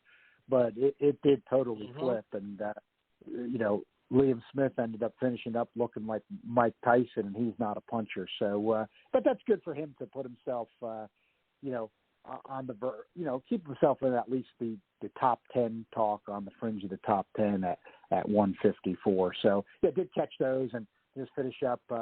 Berlanga didn't look great, but I think sometimes it's overrated. But I'll just say in his case, the dude does not have many rounds. Let's face it. So, he's just only getting rounds in these last two fights. So let's maybe see, and he does look big in there. So let's maybe see when he gets some rounds. I'm not going to go either way on him. I'm not going to knock anybody that's knocking him. after these last couple fights, but I'm not going to completely write him off like some either. Let's see him with a few more rounds and see how it plays out. Yeah, that's a good point. The exposure that he started to get more and more for the knockouts, the first-round knockouts, was great in many ways. But it also is like, well, now there's pressure on you, buddy. And now everybody's expecting certain things. And I agree. I think we got to wait a little bit. But, the ceiling, it's not 15 feet ceiling. Let's put it that way in a house. You know what I mean? It's not a lot. It doesn't look like it as of right now. Well, maybe it has an attic, and you can go right through the floor, and you'll get to the attic, and that opens up more of the ceiling. But it doesn't. I don't know. We'll see. You're right though, because he doesn't have enough rounds, and it is kind of a deterrent. I get why they were doing it, but now you're like, okay, well, how much are we going to step up? And now he thinks he's a star, which he definitely could be at some point. So now he wants these big fights, and you build them like this. So, yeah, we're going to see. Well, I appreciate you taking time out tonight, sir. Have a good weekend. We do have, a fight coming up. We have Navarrete coming back against Joet Gonzalez. A couple other fights. Hopefully we get a good fight or two to talk about. Sometimes on these mediocre weekends, something will just pop off, or you'll see somebody overseas watching a fight, and they'll give you a link, and next thing you know, we got a brawl going on. But either way, we'll definitely talk to you next week, John. All right, Chris, thanks for having me. Always great talking to you. Yes, sir. Take it easy. Take care. All righty. We're going to go to Carcino. Carcino for Life, of course. Patreon. Check out his Patreon and all that good stuff. Carcino, man, what is going on with you? Hey, where did you end up watching the fight? We talked about how you were still kind of trying to figure it out. Where did you end up watching the fight, sir? We had it live at they had the event I was telling you at the bar event. They had it, so I had everything set up there, and we did it live. Nice. Oh yeah, it was great too, because I actually ran into some people that I knew that used to work at Hooters. Oh, okay. Yeah, she had Hooters. Yeah, I was going to say, you don't have to, we know the description right off the bat when you say some people that used to work at Hooters. They don't let you work there if, you're not packing, let's say.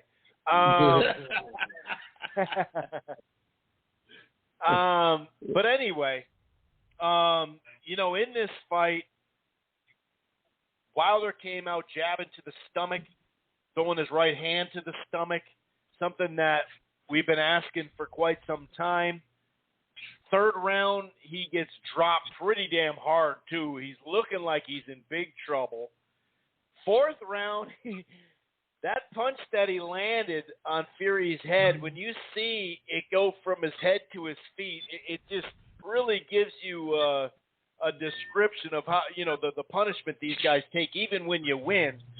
Of course, Fury has these recouping abilities. I don't know if it's just the gypsy in him, but this guy, he takes his time getting up, too. Sometimes it misleads you. You're like, is he hurt more than we thought? But he takes his time to get up. That's kind of a lost art. He takes his time. He really waits until the last second, but it really helps him. He gets up and takes over the fight. Wilder makes it interesting at times with right hands, but time and time again, I watched in the theater, and everyone around us is like, how is Wilder still on his feet? Just a back-and-forth slugfest. A fun fight. It was much better than a lot of people thought. It was just going to be a one-sided slaughter, much like the second fight. What did you think watching the fight? What were people doing? Were they, those third and fourth rounds are really exciting? Break down the fight for us, sir. Well, I'm still mad at, what's his name, Kalowski. I better not ever see him. He cost me a lot of money on the parlay. But I won every other fight. But breaking down this fight, I knew it was over from the moment I saw Deontay Wilder throw the first jab to the body. I said, oh, okay, this is the plan? I said, oh, yeah. And I'm watching him. I looked at his body language. I looked at everything that happened beforehand, that happened before he got in the ring. He was crying and complaining about gloves. Right before they got in the ring, the gloves that he decided he was going to wear now, the puncher's gloves, he crying that they don't fit. So now he has to switch gloves at the last second. It's his mind mentally, he was already defeated. The work was just getting ready to take place now because all this pressure was on him. They was like, man, you better get him back. After what he did to you last time, you better get him back. So now he's got to change everything about it. And he's thinking, oh, I'm going to put on this 20, 30 pounds up top and this extra weight. And extra weight don't mean extra power. And only thing it's going to do, if you're not accustomed to carrying this weight and fighting with this weight, it's not going to help you. You're just going to fatigue quicker. Plus, he was fighting tight. He came out tight. And I guess, some people start off tight and they relax and get a little loose as the fight go on. But he was fighting so tight that by even just standing next to him, Tyson Fury's experience. And this is why I tell young fighters, this is why it's so much easier for you to come from boxing and do it at a young age. If you've been doing this your whole life, you're used to things. When you come from another sport and just try to transition to boxing, there's a lot of things you're not going to be accustomed used to. And one of the things is just naturally having someone stand in front of you. And, naturally, you got to be comfortable with somebody standing right in your wheelhouse and you not doing inside. anything. Right. Inside game's not easy to somebody pick up. Stand in front of you, you got to hit it. And that's what the young fighters make the mistake on. When somebody stand in front of them, they just like, I got to hit you because you right here. Fury is standing right in front of you and just put that pressure on you. And that's mentally draining you because he's standing right in front of you. And you want to do something about it. And I was watching Deontay's eyes. He was throwing the jab to the body and the right hand to the body. And Tyson Fury hadn't even thrown a punch yet. That's experience. He just like, okay, I'm going to let you go ahead and get this new thing out. Then when you slow down, I'm going to take the fight right where I want it to go. And as soon as he did that, he waited till Deontay got tired and he looked, and I seen Deontay's eyes like, okay, is it working? Is it not working? He wanted to go again, then he got hit with the jab. Bang! And because Deontay Wilder doesn't know how to move in the ring with his feet, he don't know how to use his legs. So it was like fighting an amateur fighter. He can't fight going backwards. So if you're able to push him backwards, that's going to alleviate a lot of pressure off you because he's not set to even throw the power shot because your jab is moving him back. Plus, even I think Lennox Lewis was saying it, Wilder's doing this wrong. He's moving right into the right hand.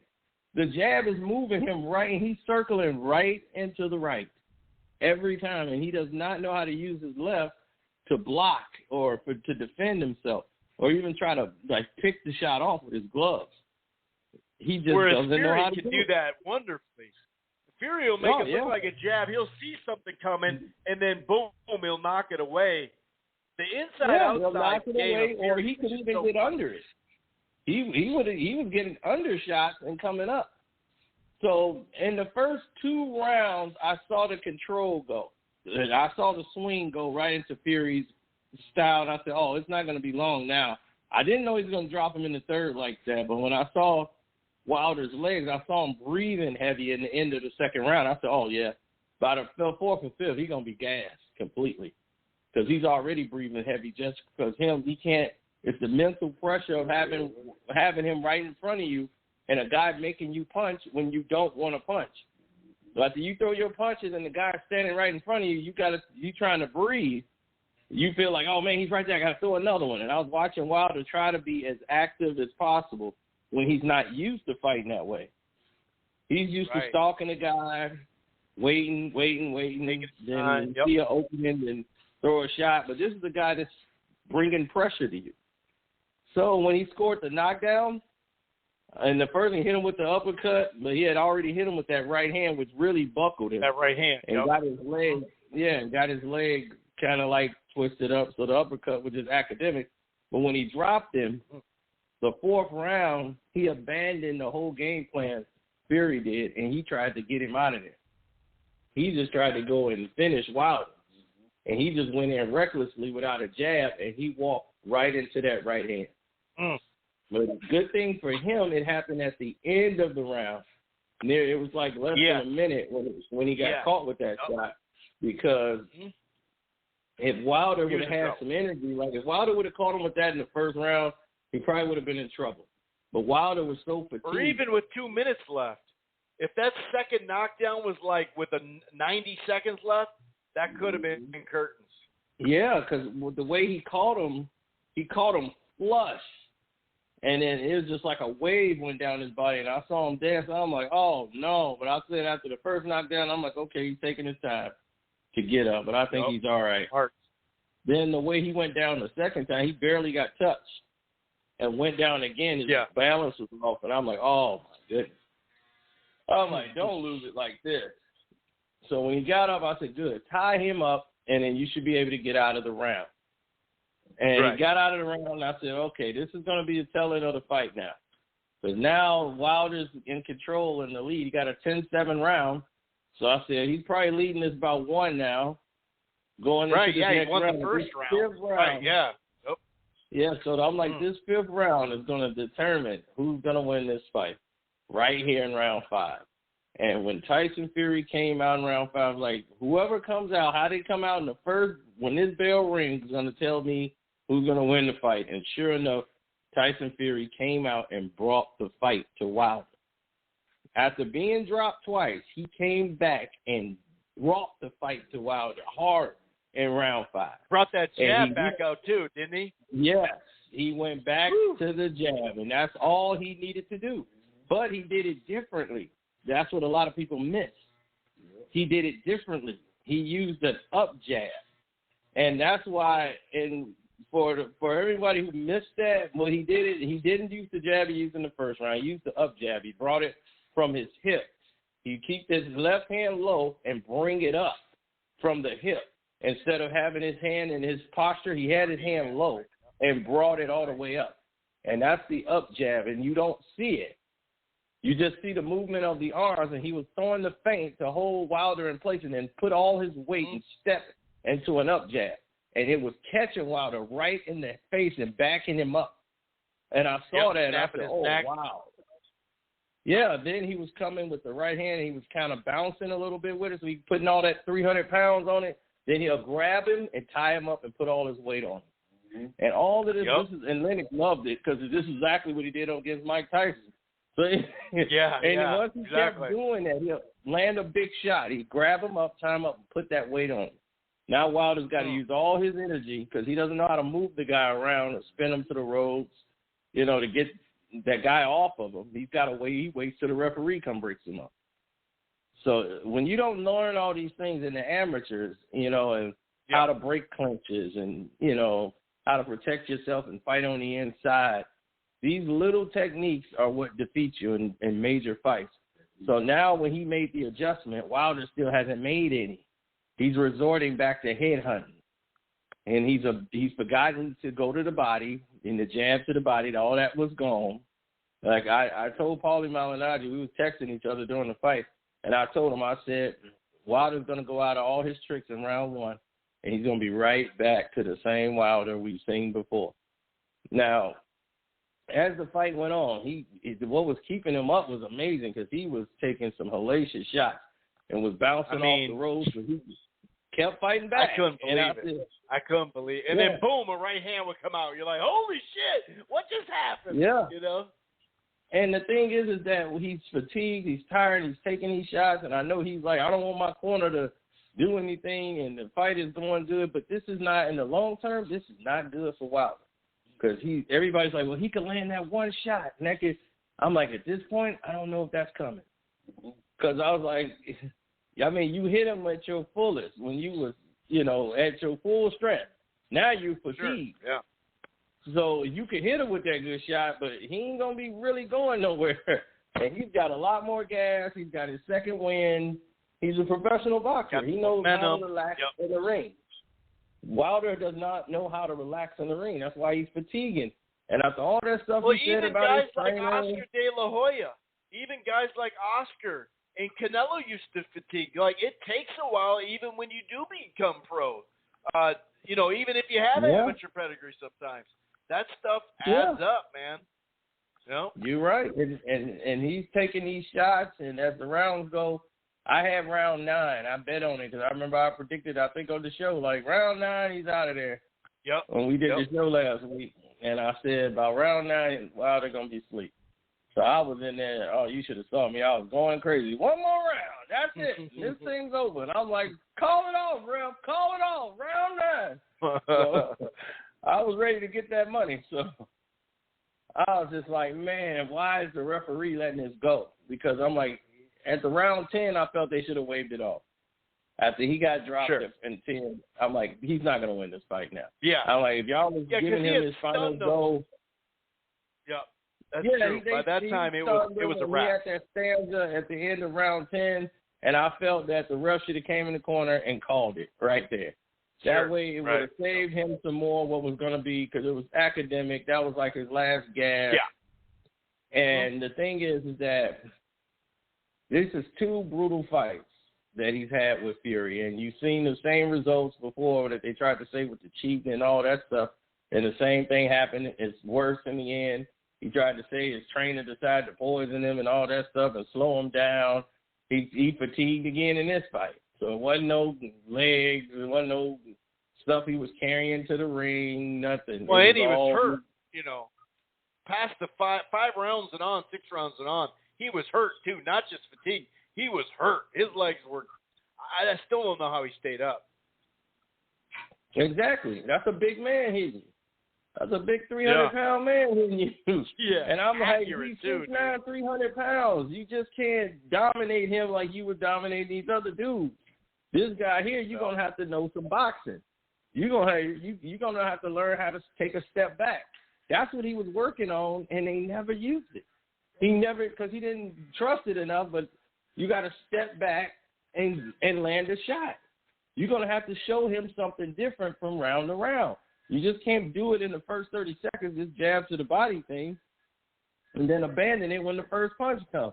But you can't fix everything in a training camp. But like I said before, when your trainer is trying to be a nude male model, Malik Scott, it's like, okay, you got to get these yes men out of your corner. You don't need a trainer that's going to say, yep, you're doing that right. You're doing this right. Way to go, buddy. And do it on your schedule. You got to be on the trainer's schedule. I thought he was finally, we did hear somebody yelling at him in the corner. I'll say that. Both corners actually were really good during the fight, though. Well, Malik was more of it was more of what the fighter needed, what he thought he needed. Instead of telling Deontay Wilder what he needed to do, he was basically saying, you're going to be proud of yourself tomorrow when you wake up. He's basically giving him the Mickey training. You're going to get him. You're going to eat lightning and crap. You're an Italian tank. You're an Italian tank.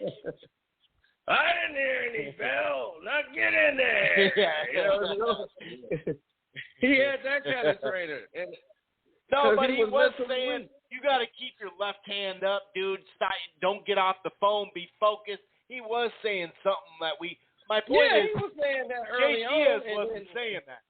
Jay Diaz didn't say shit the whole time, basically, before. Now at least he was saying something to him. That was the biggest difference.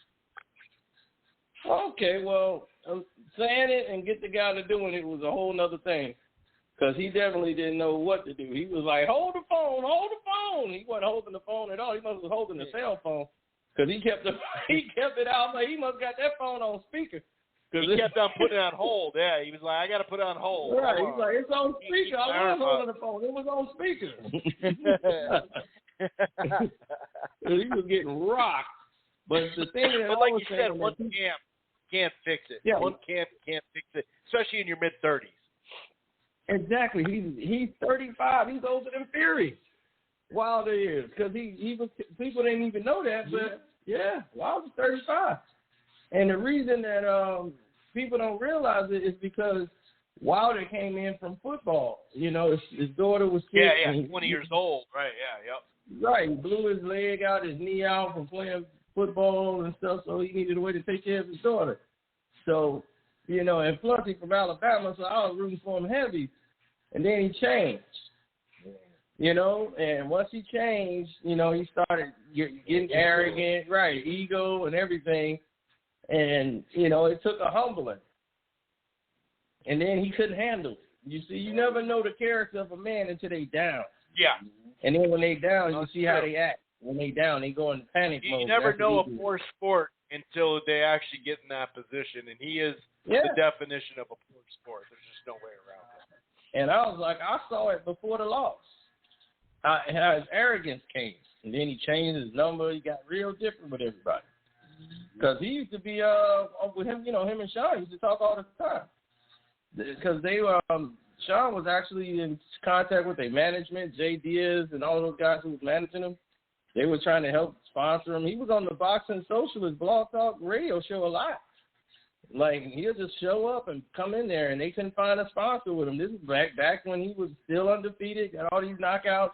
People, sponsors still wasn't trying to deal with him. So everybody was trying to help him and everything. And, you know, and his father's a pastor and Sean's a pastor, so they talked God for about 2 hours straight. I just didn't have the time for all those long conversations. So Sean ended up talking to him more than anybody. So, but he even, you know, changed his number from Sean, and, you know, he just got Hollywood. And once he started doing that and he started losing himself, then he became this, like, I'm the black pro-black power man. I'm like, he went from the God man to the pro-black power man, and he was trying to be the image everybody wanted him to be. But he couldn't be Deontay. He used to laugh and joke all the time. He was silly. Now he's serious now. Like, I'm a warrior now. I'm like, he's doing everything he can to try to get back. He went on Ancestry.com so he could find out his lineage and go back to Nigeria. I go back to Nigeria. I'm a warrior. I'm like, just be Deontay Wilder, man. Focus. He is so confused about who he is and where his place is, and he's just looking. I mean, for beyond that, though, he did show a lot of heart, though. He did show a lot of heart in that fight. His heart is never the question. It's his character. That's the only thing that people want. We know he got heart. But his heart was never in question. It's his character as a man. See, when your character as a man has been tarnished, when you can't say, hey, all right, you got me. You whooped my ass this time. I'll bounce back. You know, like, hey, You can't just come up, man, you cheated me. Yeah, your gloves, something wrong with your gloves. Right, excuses because you embarrassed. And then you come again, and then you motivated him to whoop you even worse this time. Because he wanted to prove a point, and he knows that you will never beat me. You can never beat me. We can fight 100 times, and 100 times you will lose. But see, the biggest problem... I disagree with that 100 times, because that one of those right hands would land at least once in the 100. And he'll get up. He'll get up and be Wilder again. But you even admitted if there was 90 seconds left that fourth round, he probably would have got stopped the way his legs. Yeah, but I'm saying one side of 100. That's the whole that point. Was more of a mistake Fury made. Fury made a mistake of trying to finish him and just get him out of there because he thought he had him hurt enough. So he went in reckless without a jab. That's the only reason he got a knockdown. So it wasn't more of what Wilder did. It was more of what the mistake Fury made. And he didn't make it no more. And just, right, but I'm saying over 100 That's what I'm saying. fights. He could have just dominated the fight with just the jab and just broke him down all night. And that's what he went back to. He's like, I'm just going to go back, breaking him down with the jab. And he's throwing it from different angles. I said, yep, he's throwing an up jab now from and the hip. Uppercut, the hooks, the uppercuts, like you said, leaning on him. He basically showed everything because you can't sit on the outside and move from Wilder all night. You're going to get caught. Tyson even said that. He's like, I'm good, dude. I'm not going to do that anymore. But the ultimate, like he showed almost everything in that ring, inside, outside, getting up from a knockdown. I mean, Fury put it all out there and just showed you how crafty, skillful, just everything. I mean, this guy really showed a lot, man. This guy is and it was good for the sport of talented. boxing. It was great. It was great for all the fans, the casual fans who've really been away, waiting on a big fight. And this is something that could bring everybody back to boxing because people didn't even know what was going on. They didn't even know about the first two fights. And they was watching this one, and they were like, oh, wow, the other ones were like this. This is great. So they enjoyed the fight, and it was great. But on the overall standpoint, I'm looking at Wilder, and I'm like, I don't know how many more of these he could take. Because it's going to be less and less before, he's hurt again and another fight, and it's happening quicker. You be like, man, what's going on here? And I'm starting to see some signs of, God forbid, but this is kind of reminding me of Jermaine Taylor, and Bad Intentions Taylor. He was the same way, and he was winning a fight, and it took a knockdown by a couple. He had a couple of losses to Kelly Pavlik. Then he was winning to Carl Froch, went up in weight and lost to Froch, and a last-second knockdown in an epic fight. And he jumps right into the Super 6 tournament, and he suffered that was his problem there. Too soon. Didn't get enough breaks either. Yep. Arthur Abram, and he had bleeding on the brain after that fight because he didn't wait. Yep. He jumped immediately into the Super 6 tournament. And it's true. No, you got to be careful right around this time. You got to make sure you get that rest because your body needs it, your brain needs it, just everything. And then maybe it can clarify after 6 months. Like, hold on, maybe maybe you did get back in the gym and you're just not the same. You're like, I just don't feel it. I don't have the look. You never know. You're right. That was and it's not just Jermaine. We've seen that with a variety of fighters over the years where, fights like this can take stuff out of you. I mean, the Fury had something taken out of him even in this fight, let alone Wilder. I mean, Wilder, he's going to have to take a break. He already said he's going to take a break. He's going to have to take a break. Ruiz, Usyk, White, Wallen, there's fights out there, but you're right. The most important thing is just to shut it down, spend time with your family, and get it going. Where do you think now? Do you think Tyson Fury is clearly above all these other guys? Like most of us think, like Usyk. Most people think Usyk's going to beat Joshua again because Joshua really has to use his size and do something that we talked about Joshua. Joshua's a cleaner offensive fighter than Wilder, but he is very inexperienced on the inside as well. We saw that with Ruiz. He left himself open. We saw it when he couldn't make an adjustment against Usyk and go after him. How do you see, Tyson versus a Joshua or versus a Usyk? It just feels like he's the number one guy. It's hard to say who would beat him because he's so damn versatile, Tyson Fury is. Well, the thing about this fight, and what people don't realize, is Fury was out almost a year, and he was rusty a lot in this fight, and he didn't have the best camp because his daughter was born, and once he got hit with COVID, he ended up going back to the UK. So he stopped training. And so he stopped his training camp to go over there to see his child who was just born. Right. Then he had to fly back. So he really had a 2-week camp. This is him with basically a 2.5 week camp. But about 2.5 weeks. I'm going off what they told me. He was working out, and then he had to stop his camp because of what happened. Right. So the camp was stopped, and he went to the UK. And when he was in the UK, he did not train. So when he came back, he started back training for 2.5 weeks. Yes. So that's what he said. He trained for really 2.5 weeks, and his camp was not great because he had to stop it and had to go back and all of this, and he had to go through a COVID protocol thing. So it really broke his camp. And 19 months out too. It was more than a year. So that's why he was a little flat. Right, he was a little flat, and he's like, man, I was a little flat a little, like not as sharp as I wanted to be. Like the second fight, he was really sharp. He was more sharper in that fight, and that's why she feels like he'll be ready, if he fought Usyk or Joshua by then, having no breaks and stuff in his training camp. He'll be more sharper and ready to go. And I think so, too, because both of those styles he could adjust to.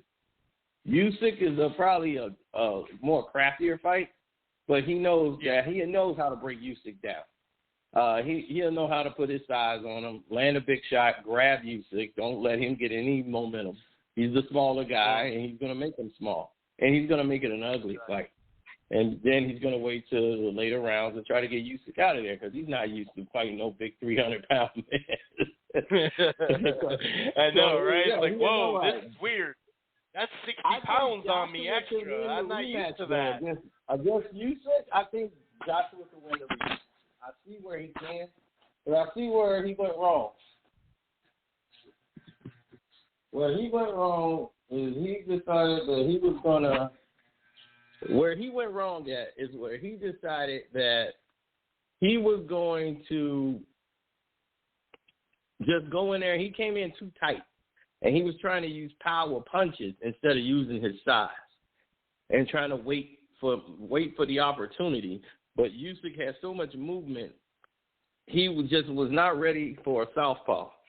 And he couldn't deal with that style. And there was too much movement, and he can't really gauge where he wanted to be. You have to be active in order to get that.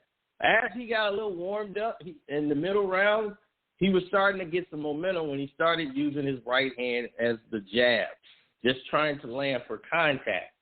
By you doing that, you're throwing off Usyk, and then you can come in behind that with some other punches, and it was working for Anthony Joshua. I think he'll have a better feel for him in the second fight because the first fight he was so unprepared. He didn't know what to expect. He couldn't fix it. And by that time, it was too late. He was getting broke down. Those shots, those open shots, well, they're all night. Big left hands, right hooks. I mean, it was all open for Usyk. So I think he'll give him a little bit more respect this time around because he was hurt a couple times in this fight. So that's he's got to be the bigger man. And he doesn't fight like that. He doesn't fight like the bigger man ever. So I'm wondering if he's going to be able to do that. Him and Wilder, speaking of, like I said, it looks prettier with Joshua but until you start moving. Once you move on Joshua, then he misses a bunch. We saw that with Parker a little bit too. But he doesn't have an inside game either. So it's like, man, it's going to be interesting, though. It's going to be really interesting. But in long story short, Tyson Fury is the number one guy because he just can beat you any which way. Mm-hmm. I agree. I'm trying to figure out, do you think Ruiz have a shot? Well, when we talk about inside, now all of a sudden we got Ruiz who can actually be a little crafty on the inside. So that does give me a little bit different vibe. Like you said, he'll be a little bit more prepared before he gets leaned on, not to get leaned on or at least make him pay for with the free hand and all that. So, I could see Fury maybe being on the move against Ruiz more. You know what I mean? Because Ruiz can. I mean, that's how he got Joshua on the inside, So right. I think that's a better fight because of that inside, because Ruiz looks like he's in good shape. He showed it to us, unfortunately, the whole thing with his tattoo. But, it is what it is. But, yeah, I mean, that's the thing. I think people are missing this here, Carson. We got Ruiz. We got Usyk. Wilder and Joshua in a year and a half would still be a great fight. Dillian White, Wallen, Joe Joyce, Hunter. We can still mix and match some of these guys and get these fights that maybe we don't think this is going to be as good, and then it pops off like it did Saturday, Yeah, you can have a little tournament here. I wouldn't mind seeing Wilder fight any of these other guys, even though that he lost. Exactly. I wouldn't mind seeing fight any of these guys. As long as he takes rest. He just created interest after in the division. 6 months, As long as he's resting. Exactly. But yeah. I think he's going to be medically suspended for 6 months anyway. So Wilder ain't going to be able to get back into a boxing, right, for a while. But yeah, it's really opened up at the heavyweight division. Plus, you got some other guys coming up there. Like I saw the earlier fights. The fights I won money on. I wouldn't mind seeing Sanchez in a heavyweight fight. The Cuban, the Cuban boxer with power. Slick, hard counters too, dude. Yeah. Yeah. They didn't want to open up on him at all. Yeah, I think that style could give Fury problems. To fight a Cuban-style fighter who's actually a conventional fighter instead of southpaw. I think he's transitioned over to conventional, but I think he's a natural southpaw. Like De La Hoya and Cotto. Right. Yeah, that's the thing, man. There's a lot of guys out there. There's a lot of guys. Jared Anderson. There's guys out there. Hunter. I mean, this we can have some good ass fights. You know, there is, like you said, like a round robin. He fights him, then he fights him. He beats them. There's a rematch on that one. We've already gotten so much entertainment out of this heavyweight division. I think just people are so worried about. You know, they hate the belts until all the belts get put together. Like, let's say Fury dropped the WBC belt because he wants to wait for AJ. You know, AJ and in Usyk. Would that be really a big deal? Probably not. But if he wants to fight the winner of White and Wallen, that's a good fight too. I mean, Wallen already gave him a good fight, but you know, Dillian White has to still get by Otto Wallen. That's not some kind of gimme fight, you know. Oh yeah, definitely. And next week I'm trying to get Bob Arum to come on the show with us, so he can go over some other fights too, because I think they're gonna. Frank Warren got some other fights that they're gonna put together and do some things. Nice. So yeah, so we can come back on here and get a fan something else, and they get to hear it from right from the promoter. Because I'm quite sure we're gonna go into Crawford and Porter Jr. Oh man, that's another one. We got some fights coming up, man. We got some big fights coming up. Oh yeah, and that's the one everybody's interested in. So. Yeah, me too. I'm really interested in that fight. Any other items you want to talk about, sir? Oh no, not right now. That was it, buddy. All right, man. Yeah, I appreciate you taking time out, man. Oh, no problem. I'm always going to be on. Yeah, I just did the Kwame Brown interview on his page, me and my cousin Dante, so that was it. Hey, I like that 50 Cent Ja Rule cartoon thing. That was good. I saw that today, actually. Yeah, dude. Yeah. I like you got like that 50 like with his mouth real messed up too. You got that tight voice, You got that down pat, dude. It really did sound like that first couple of years after he got shot. That he just couldn't quite talk all the way. That was funny, dude. That was good. That was good. I like that, man. Yeah. All right, buddies. All right, buddy. Next week. Yes, sir. You take it easy, man. Good talking to you. All right. All right. Peace, sir. Bye-bye. Later, man. Carcino for life. Check them out. All right, we got some time left here in the program. I got a variety of messages. Wow, somebody's real mad or real happy. That's kind of what it is. 503, you let me know when you're ready to speak and give your take if you are. Maybe I'm going to text you too. If maybe you're at work and you just, you need some time. We got 44 minutes left on the clock. So I'll go over a couple other fights. There wasn't much to take with that Jared Anderson fight. He was working the body pretty well. It was only several right hands, and oh boy, was already wobbling his legs. The dude looked like it. He looked at the ref in that second round. He's like, you can stop this fucking thing anytime, dude, please. And that's exactly what he did. So we can't really get much out of that. But Anderson's another one. Frank Sanchez, like these are good fighters. Like I mentioned earlier, I did like how Helenius didn't freak out when he had Kozlowski hurt. He looked good, man. And even in that second round, I did think that because Adam got hurt in that first round, I thought he bounced back, but it just wasn't enough to win the round. But, yeah, by the time the third and fourth round came, those jabs, the right hand to the head and body, left hooks, uppercuts. I mean, Adam had a few moments, but not enough. And he was just mixing up, like I said, the right uppercuts, the roundhouse. And Kozlowski was just, he was looking bad, dude. He was looking bad. I tried to watch that Fowler-Liam Smith today before the show, and it kept freezing on me. And then it spit ahead, so I only saw like about 5 total rounds of it. But talking about that Williamson-Cheeseman fight, that was a fun fight. Williamson, for me, I think the first 2 rounds, he was landing the better shots. His jab right hand, he had really good head movement. That head movement kind of went away as the fight went on, but maybe he was just getting more confident that he'd get the stoppage, which ultimately did. The third round was a really close round. I think Williamson barely won the fourth round. Cheeseman had these rallies with combinations. I think it was a left hook, right hand.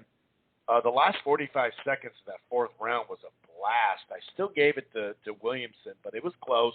Cheeseman had the fifth round, another fun-ass round. He started landing hooks and uppercuts, landing really flush on him. Sixth round was a toss-up.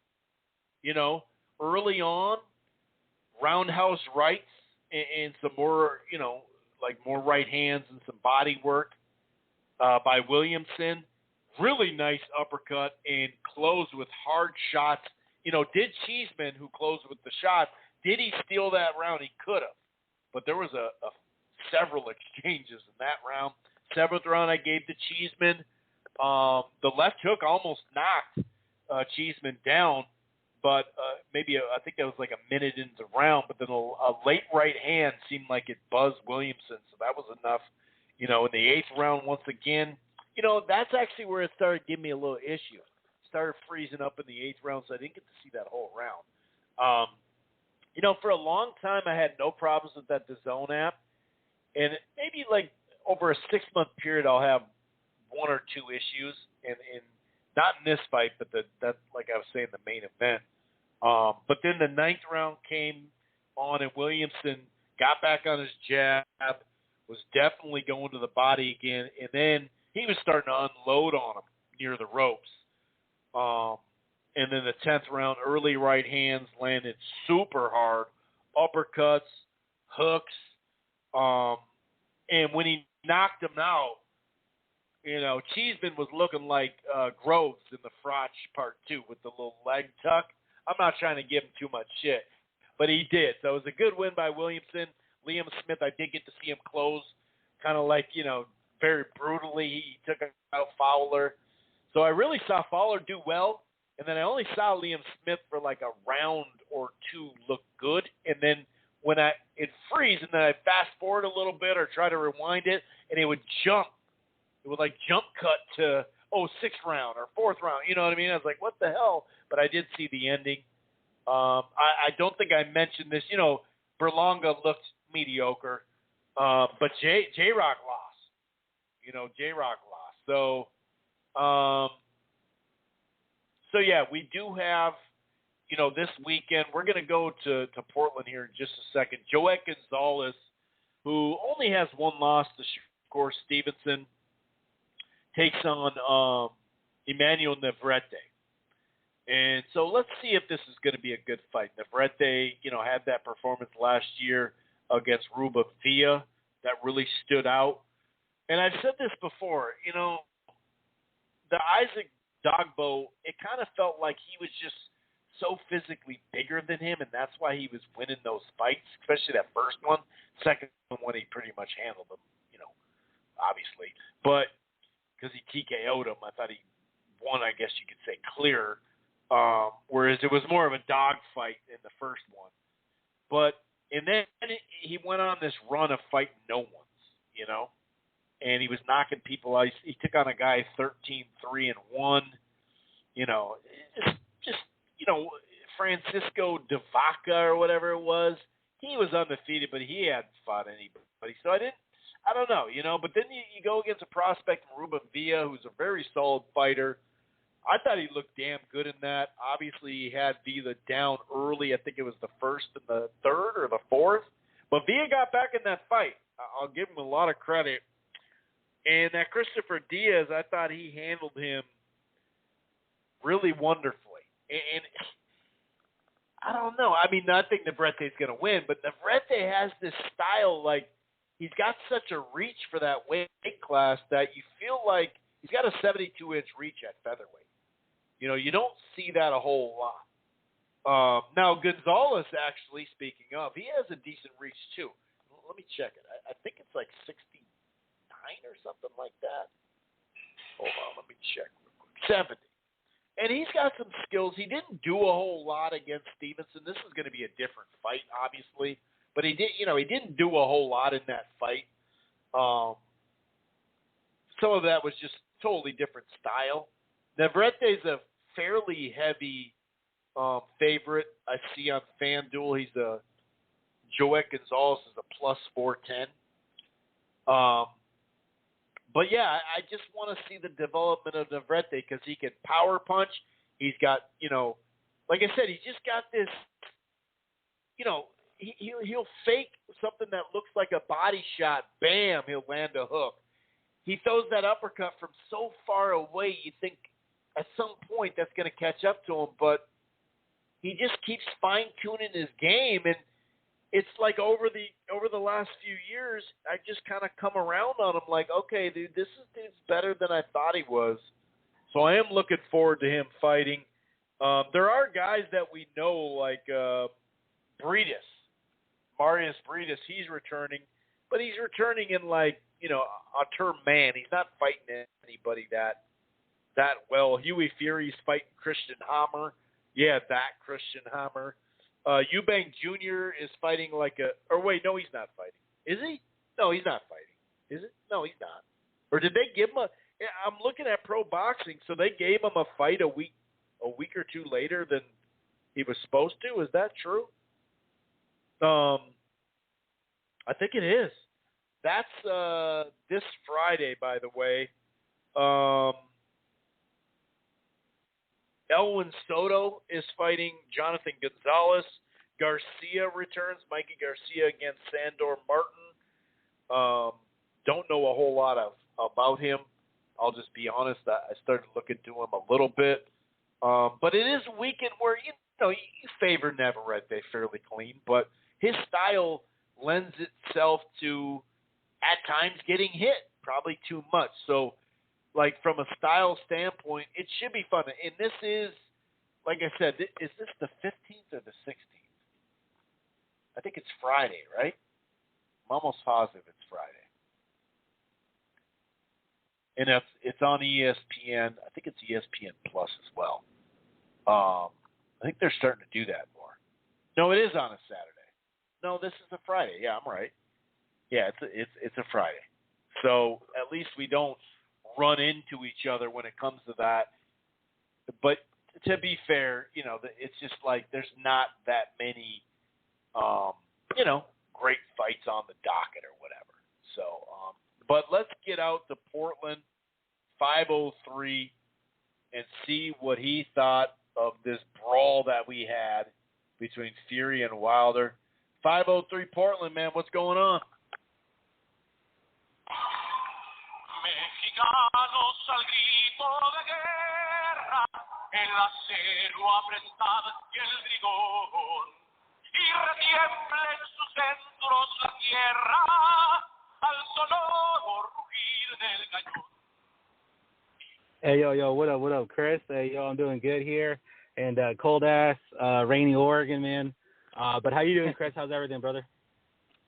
I'm doing good, man. I'm doing really good. I'm so glad that fight turned out to be a rock'em sock'em robot, man.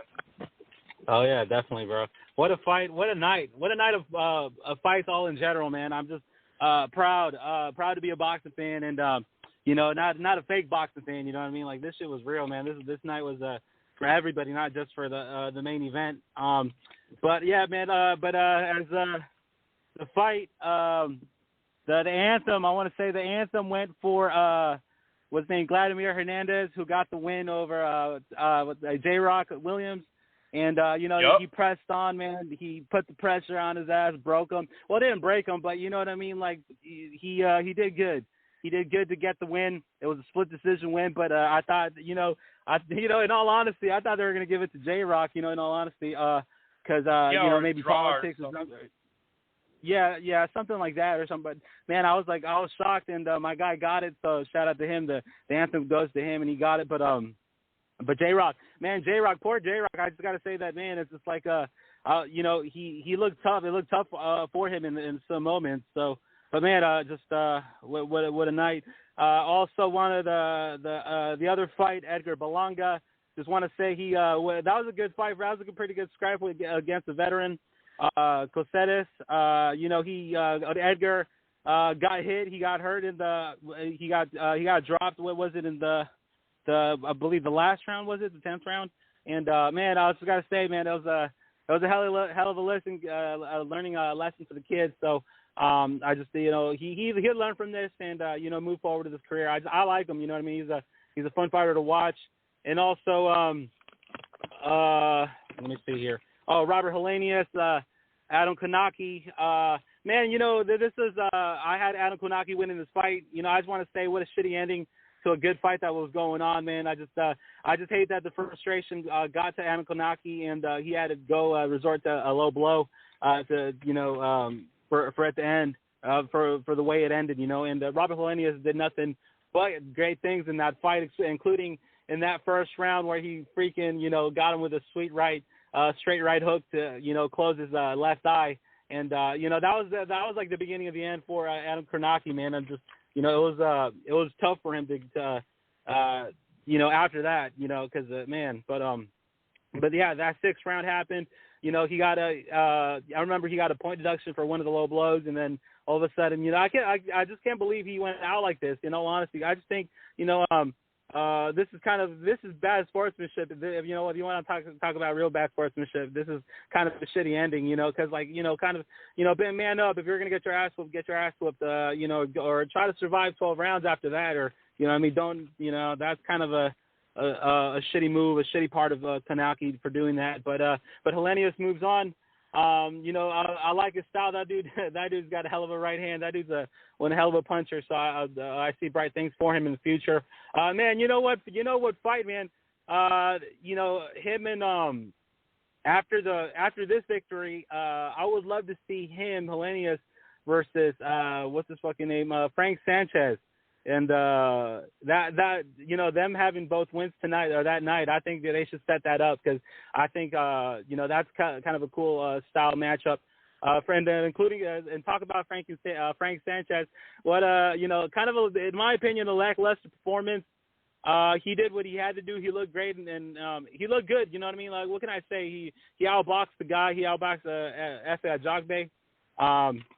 He looked good doing it. He did the old Cuban style, you know what I mean? Picking his shots. He had heavy hands too, and including that, that was a messed up kind of. He knew he was down, you know what I mean? Like when he was down on his knee. I don't know. It was kind of a shitty thing to do, but you know what I mean? Frank got the win.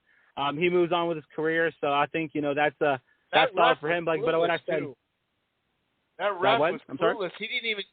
That ref was clueless too. He didn't even start counting on the count or nothing. It was just like, well, we know it was a knockdown, but so what happened? I don't know. It was really strange. It was like you called it a knockdown, but you didn't count it all. No. It was almost like, so what is going to say? You're not going to take a point away, but you didn't count. It was just, he just messed up. That ref was really poor in that whole fight. Yeah, definitely, man. But Frank did it, man. Frank got his win. So, and shout out to Reynoso, getting his heavyweight win. So, shout out to Team Canelo, over there. And also, man. But let's get into it. The heavyweight fight, the one to talk about. man, I love this fight. What can I say? I loved how it was bad blood going into this. It had the ending was just incredible. What I want to say too, man, I predicted last week, right, that I said that third round, fourth round knockout for Wilder, and I couldn't believe that fourth round, man, when he was able to get those 2 knockdowns, but including that first one looked deadly, how he hit him with that straight right, and what can I say? He just tested out that chin. He went down twice, man. I just couldn't believe it. I was like, holy crap, this is about to happen. Like he fucking, like, I can't believe in all honesty, I was like, man, I can't believe I'm about to get my my prediction right. So, but it didn't happen. Fury showed balls. He showed true grit, and was able to capitalize after that. And I think after that round, it was all Tyson Fury after that. And in my honest opinion, he had that moment. But man, and also too, if I could give credit to Wilder, I loved how he showed up heavy in this fight. I know a lot of people get criticizing him, but this fight wasn't going to go to the fucking scorecards. This fight, the judges should, they could have taken a day off or slept during that fight, because there's no way this fight was going to go to the scorecards that night, dude. And I loved, like I said, I loved how he showed up heavy, because he had to, bring the fight, come forward. And obviously, the Tyson Fury's, weight, man, what he showed up 277, that's insane. And man, that was all power, all that size of Tyson Fury, man. He's some sort of fighter, man. He's just he's incredible fighter. But yeah, like I said, Deontay Wilder did his thing with the weight. You know what I mean? That's what I like. So but Tyson Fury, moves on. Or what was I gonna say about the fight? The ending, right? The ending, the knockout. I like how the Fury. What's his name? Wilder went out on his terms this time. It was just flat out. There's no question about what or what happened. There's a final decision, and it sucks that we're not going to get a fourth fight. Out of this. Because I was really hoping there was, man. Because those fights were fun to watch. Yeah, I hope so, man. I hope Wilder, you never know. I hope Wilder works his way up, man, and but it'll be tough for Wilder, man. I mean, that last fight, I mean, he took some damage in that fight, man, and but yeah, like you said, man, never say never. So, but I hope, I'm hoping, and but yeah, but also if I could say something about Tyson Fury, man, and Usyk, right? That guy, man, he seems like to be the next guy in line. I would like to see that fight. But man, in all honesty, I could say, like, Tyson Fury, I just feel like no one's above him. He's above everybody. And I just, maybe Usyk will give him some sort of a challenge. But I at this moment, after seeing what he did with Joshua, I just feel like it would be more of a boxing fight. It's just going to, I just feel like you have to bring the fight to Fury, man. And that guy is, his reach advantage is insane. Like, his weight advantage is insane. His height advantage is insane. And so it'd be a tough fight, I think, in my opinion, for Usyk, for that. But I just feel like now at this point we know who the king is, man. We know, like, I just feel like the king is Tyson Fury in the division, and he will die a king. I just, that's the way I feel about this, about him too, like about his legacy, his career. I just feel like now, no man's gonna beat him. Like, that was it, man. I think Wilder was the best chance for anybody to have. I mean, he fought the biggest puncher in that division. So, I mean, just that's my opinion, So, but man, what a fight, what a memorable card to talk about. But like, and also too, if I could mention. Wilder got overshadowed with his bad sportsmanship, not wanting to shake Tyson Fury's hand. Because I think I saw more videos and more posts about him being a poor sport and shit than him showing true guts and a true warrior spirit, true heart, balls. Willing to go out on a shield, you know what I mean? That's what I was willing, what I want to praise more than that bad sportsmanship. Because, I mean, it was a fight, you know what I mean? Like I said last week, like Wilder carries his, emotions on his sleeve, man. That fight, it was personal. I mean, anybody else, you know, it's a sport, you know what I mean? But man, Wilder, we all knew, if you knew boxing, if you followed boxing, you followed this fight, and you're not a casual fan, you knew fucking 100% this was personal for Wilder.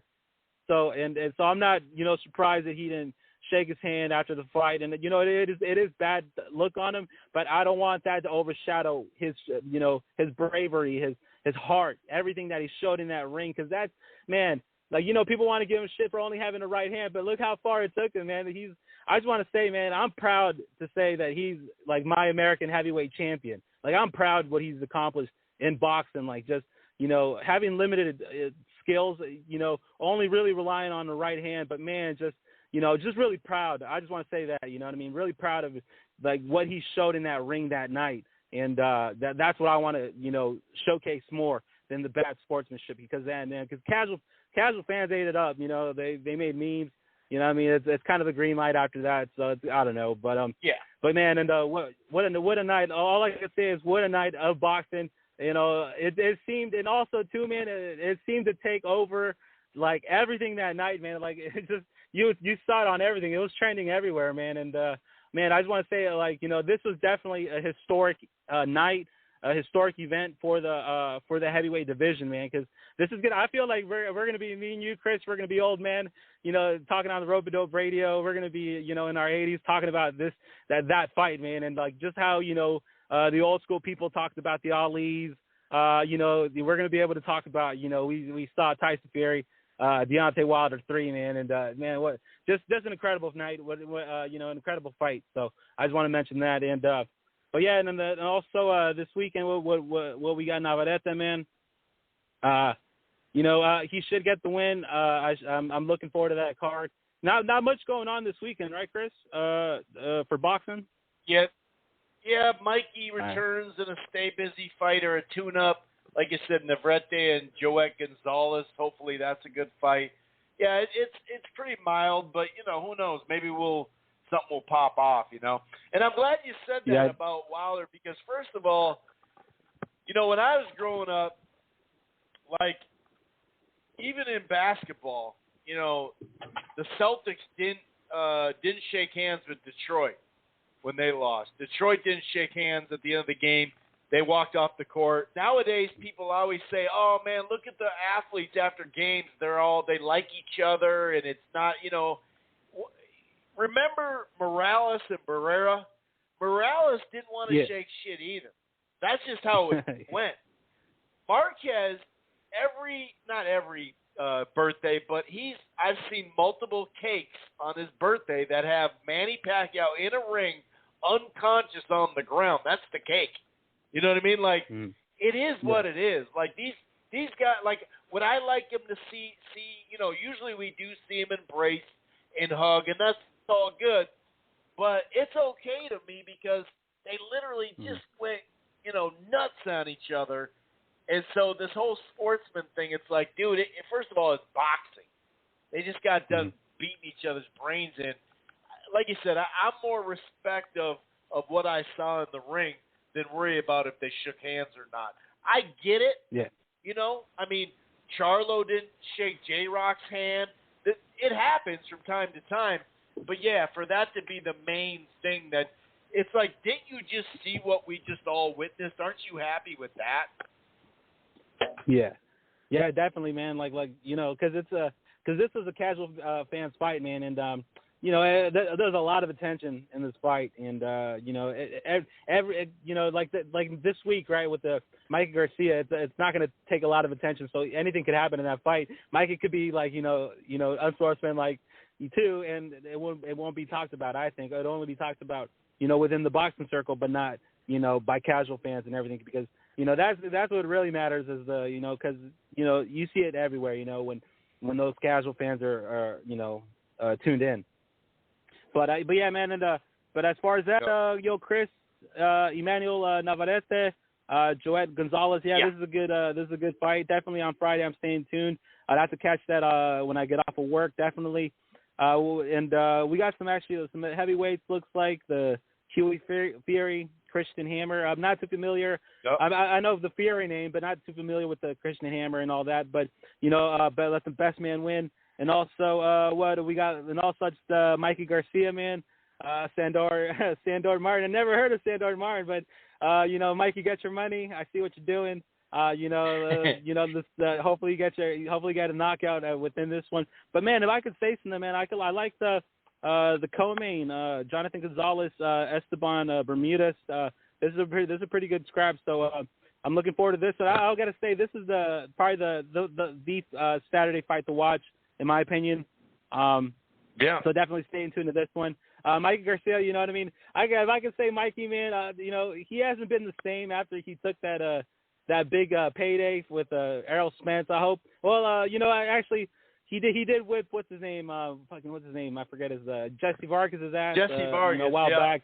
And he thought he had the Pacquiao fight too, you know. He was trying to that was about to happen, right? Mm-hmm. Yeah, and but you know, hopefully after this one he shows us something good. Maybe next year. Kind of sucks, you know. In all honesty, kind of sucks that he didn't really do anything early this year or something. You know, I mean, kind of you know, it's more of a stay busy fight. You know what I mean, in my opinion. But definitely, and also too, man. Before I get out of here, man. And I want to put up like missing signs, like, you know, out in like on milk cartons, because where the freak is Triple G at, man? Why haven't we heard of him or anything, rumors or anything of, you know what I mean, of note, or, you know, in the bubble fights? You know, he hasn't done anything. Like, it's just insane to me. Like, I don't know. Like, he just disappeared all of a sudden. Like, he used to be a big topic all of a sudden. Like, just, man, you don't hear about the guy anymore. You can't criticize Golovkin, dude. It's illegal. You can't criticize white fighters like that. I'll just say it. Yeah. Seriously. Like, it's funny. All these dudes sit out and we give them shit, but nah, Golovkin's waiting for a Murata fight with a fake belt. Isn't that a fake? I thought the WBA doesn't mean shit, right? It means something for Golovkin, I guess. So yeah, he's waiting for that Murata fight. He's been waiting. A long time ago. Yeah. That's what he's definitely, doing. bro. All right, definitely, bro. Because I was wondering where the hell this guy's missing all of a sudden. Like, dude, it's insane. Yeah. But you know what I mean? Because he should have been active during this whole damn time. You know what I mean? Just kind of sad he hasn't been. You know what I mean? And because and a while back he was like, you know, something to talk about. Like, you know, this Terminator dude, and all of a sudden it fell off the grid and shit. And I don't know why they can't make. In all honesty, I don't know why they can't make Demetrius Andrade, Triple G. You know, I know there's promotions maybe involved with problems. I don't know. They're on the same side. They're on the same side. I don't think I don't think the Zone would pay for that fight anymore, though. To be honest with you, really? The way they're cutting back. Yeah, I mean, because I think it's like around $15 million a fight that they owe to Golovkin. I think half of it's. Damn. I think it's 7 something straight up, and then the other 7 is like stock into Zone, whatever that means. So, I don't know, man, but you're right. You know, a lot of people have been giving shit to Garcia, and it is true. He had a wasted year, but then, you know, Golovkin just gets off the hook. I mean, talk about a guy that could have been a crossover star maybe after those Canelo fights, and then it's just gone ghost. I mean, Derevyanchenko, that was a good fight. But that's already November. That's already almost 2 years ago. Yeah, definitely. Yeah, that's what I'm saying, man. And they got to stay active, even if it's tune-ups or, you know what? In all honesty, too, man, I never talk about money. I don't want to be involved in that side. Talk about that, but maybe sometimes, you know, with their high purse, you know, sometimes maybe they should take a cut. Or consider a cut.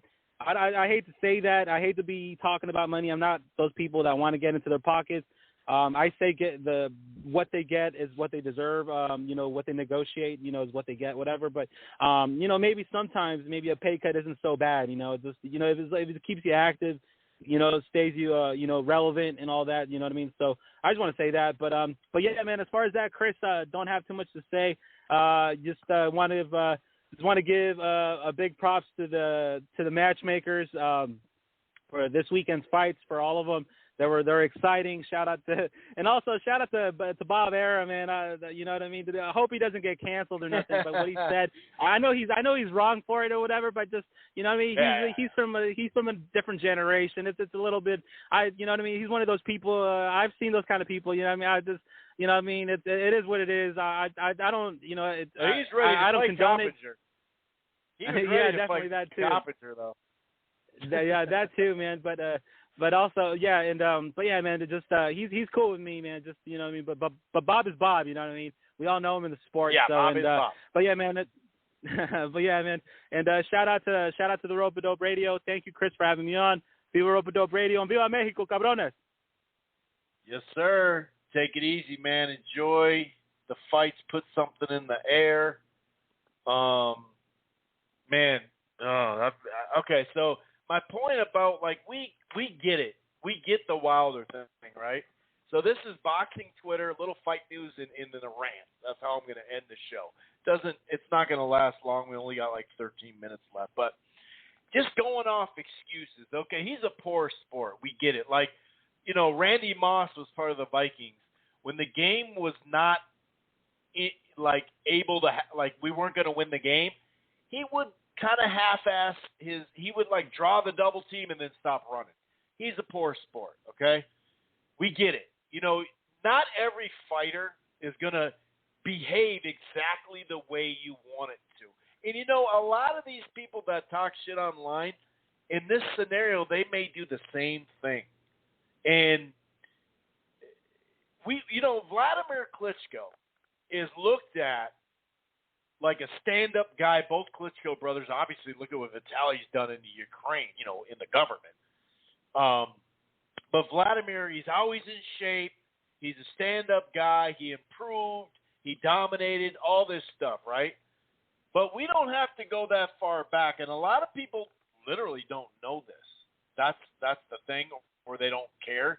But they don't look at Vlad as this scum of the earth and all that for making excuses and being a poor sport.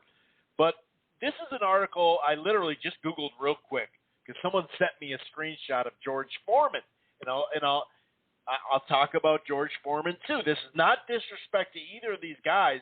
I'm just putting stuff in context. Okay, this is 2007, July 5th, ESPN, Dan Rafael when he was there. Okay, and they're talking about excuses that he had, okay, after losing fights. And some of them, some of the conspiracies that came out of this were freaking crazy, okay? But this is what he says. Following the bout, Klitschko and his handlers had all sorts of reasons why he became so exhausted and lost. First, they said Klitschko's water bottle had been poisoned, Brewster Camp. This is something that multiple fighters over the years, we just saw in that Four Kings documentary. Old boy had, had product in his hair, and he said the chemical leaked into his brain. Some of these dudes are so competitive and so bitter at this stuff, this is what comes out. But that's what he said. They also theorized the excess. Listen to this. They talked about the Vaseline slathered. Pause. They also theorized that the excess Vaseline slathered on Klitschko's body somehow caused him to overheat and run out of energy. They blame the Vaseline that you put on your body. They also said the elevated sugar level, talking about, well, maybe he's diabetic. One after another, and there's another, someone actually sent me this one, all the different, not just him, but people talking about it. I already said the poison thing. I already said that they say Vlad spent himself warming up his big brother for Vitaly prior to his fight. There was also some conspiracy theory about the Russian mob threatening the Klitschkos, so he threw the fight. And I'm not saying he did that. But, there was a rumor out there Vlad had sex with 3 different women the day before the fight, which was just stupid and dumb. Like, this time, there was a lot of excuses that Vlad used. And we don't think of that. And I do think ultimately, once we get here, 10 years, 15 years after it, I think people will have a different viewpoint. But he literally blamed a lot of the same stuff, tampering with his water, the Vaseline, diabetes. So you got to keep this stuff in perspective. And if you know a lot about history, then you should know it. You should apply that in context. Here's George Foreman, okay? Here's George Foreman, okay? He said, this is the article. This is from November 4th. George Foreman charged today that there were irregulars in the world title bout that he lost to Ali, okay? He said, I would love a rematch because I feel I did not lose the fight fairly. He said the irregulars involved the count, the ropes, and the canvas. I know that I lost the match. I know I'm trying to regain my title, but there has been 3 or 4 things that were reported to me as illegal. And it explains that he had a small swollen patch of blue under his left eye as a result from Ali. So he blamed the canvas, the ropes, illegal things that were brought to me. I'm not trying to disgrace Vlad or George, okay? I'm just saying this has been done. And if you're this history buff, then you should fucking know it. And Vlad, nowadays, the only thing Vlad ever got shit for in the last whatever years, 10 years, is he was a boring fighter to watch. Okay? That's all the shit he really got. Oh, and opponents. Let's not forget that. They say, well, the opponents weren't that good. And to be fair, a lot of them weren't that good. And once he learned how to jab and grab and then eventually land the right hand, I can see why he did that, because he was on the floor a bunch of times before that. So I'm not ripping the style in which he fought, but Vlad is renowned as, just a great representation of boxing and all that. But he was talking about that he got poisoned, just like Deontay. So I'm just saying, keep it all in perspective. And a lot of this stuff comes from a hate place, obviously. I mean, when I read some of this shit to you, some of these tweets, it's ridiculous, and it's not all fanboy stuff. Sure, there's some fans in here, but it's not all that. It's not. By the way, Anthony Joshua has, this is from Coppinger, he has exercised that rematch clause for Alexander Usyk. So to keep the belt, Fury, to keep his belt, is going to have to fight Dillian White or Otto Wallen, whoever wins that fight. But they're obviously going to fight, okay? And this is actually a perfect example of Coppinger and the media sometimes wanting it both ways. So, when this fight was made, the fight we're just talking about, and the WBO mandating, mandating Usyk, this is what he said. These guys are ruining the sport. Enough already. No one cares about a WBO mandatory. The WBO mandatory was Usyk. He just beat Joshua. No one cares, okay? We all want to see Fury and Joshua next. And the WBA is trying to block it. The promoters need to kick the sanctioning bodies to the curb already, but no one has the guts to. And that's a fair statement, that part. But this is what he says after Usyk won the fight. Okay, this is September 25th, okay? And this is what he said. Need to give props to the sanctioning body for a change. Without the WBO ordering the mandatory, no way in hell Joshua agrees to fight Usyk. Well, yeah, he'd probably go to the bigger money fight first, but to say he'd never fight Usyk is ridiculous, too. That's like a lot of people saying, oh, Wilder would dunk Joshua or Usyk. Well, why in the fuck would he take the hardest matchup over and over again with Fury then? So he just got done saying, we need to kick these guys to the curb, and then, for a change, we're going to give them a pro. It's just so backwards. Anyway, let's get to, I think that's about it for no. By the way, the saga on this Teofimo Lopez George Kambosos fight, there was this announcement from, I think, Teofimo. Don't quote me there, but I think it was Teofimo saying November 13th. Well, they're like, dude, we got because now DAZN has it because they were second in the purse bid, and Triller dropped it, so they have 90 days to make the fight. So there's a Matchroom in the UK and a Golden Boy card on November 7th, and the MSG is booked according to the Jake Donovan. So that fight is, we can't just say that's going to happen. Anyway, let's get to some of this stuff. Okay, so this is right after the fight, literally 10, 15 minutes after the fight. Wilder exposed as one of the worst heavyweight champs of all time. That's what he had to say after the dude just gave blood and guts. Watching Wilder hold on for Hail Mary for the whole fight was embarrassing. He should not be a pro fighter. He cannot box, just slug. He's better off fighting for beer money at bars and state fairs. This guy has made millions and millions and millions of dollars, and he's saying he might as well just fight for beer money at state fairs and bars. Are you out of your fuck? Like, these are degenerates. These are just degenerates, dude. Are you kidding me? That's your first thought. Now, this is Montero from Ring Magazine. Somebody said, just thinking that if it was Joshua who connected that way the way Fury did, the fight would be over in 4 rounds.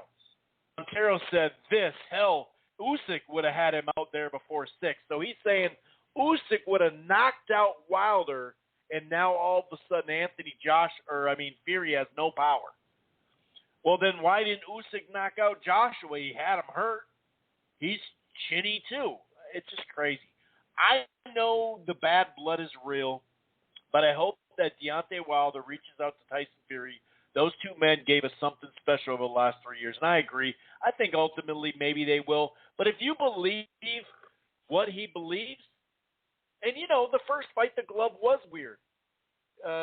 Fury has cheated, He did. He took PEDs, or he got busted for them at least. He had, actually, speaking of Christian Hammer, he had a fight where they had to take his glove off. So, you got to remember it. You got to remember his thoughts. Boxing is wild. Koznaki stops Gerald Washington. Gerald Washington stops Helenius, and Helenius stops Koznaki. Yeah, that's boxing for you. Well, you're going to continue to hear people badmouth Wilder because lack of class. When Fury tried to shake his hand and wish him well, nothing has changed. He's the same scumbag. So he's a scumbag for that. This is actually what Wilder said after the fight. I did my best, but it wasn't good enough tonight. I'm not sure what happened. I knew that he didn't come in 277 to be a ballet dancer. He roughed me up. He leaned on me, and he succeeded. He was the better man. Boxing fans, I could never respect someone who was so disrespectful to an opponent. Same boxing fan has a picture of Ali on his background. Do you know what Ali said to Joe Frazier? You want to talk about disrespect? Do you know what Duran said to Leonard? You want to talk about disrespect? On the biggest stage boxing shows, there is absolutely no sport in the world that is better or comes close to compare it at its best. And that's true, dude. That 40, 50 minutes is it's crazy, dude. It's just nuts. People spent so much time complaining about Wilder during his prime, they didn't take the time to appreciate him. He was a pure puncher who came to knock the other guys blocked off. He had flaws, so what? That's what made him exciting. One of the most fun heavyweights ever, in my opinion. All right, that's about it. There'll be other tweets as well. There's just so many of them. People are sending it to me. I really appreciate that. We're probably going to shut it down here. I see how those who didn't want to see Wilder Fury 3 before are now acting like they wanted to see it. Didn't I tell y'all that Wilder deserved it? Yes, Wilder didn't win, but he sure put his heart, balls, and power into it. I mean, this dude let it all hang out, dude. That's what is driving some people crazy, that he won't be humble in defeat and admit he was beat by the better man. Hagler and Frazier can hate Leonard and Ali after losing to them, but how dare Wilder not humble himself to this white man after defeat. I'm going to leave it right there. All right, let's hope we get ourselves a good-ass fight this weekend. We'll be back next week. Peace. Once we become the world champion, I believe that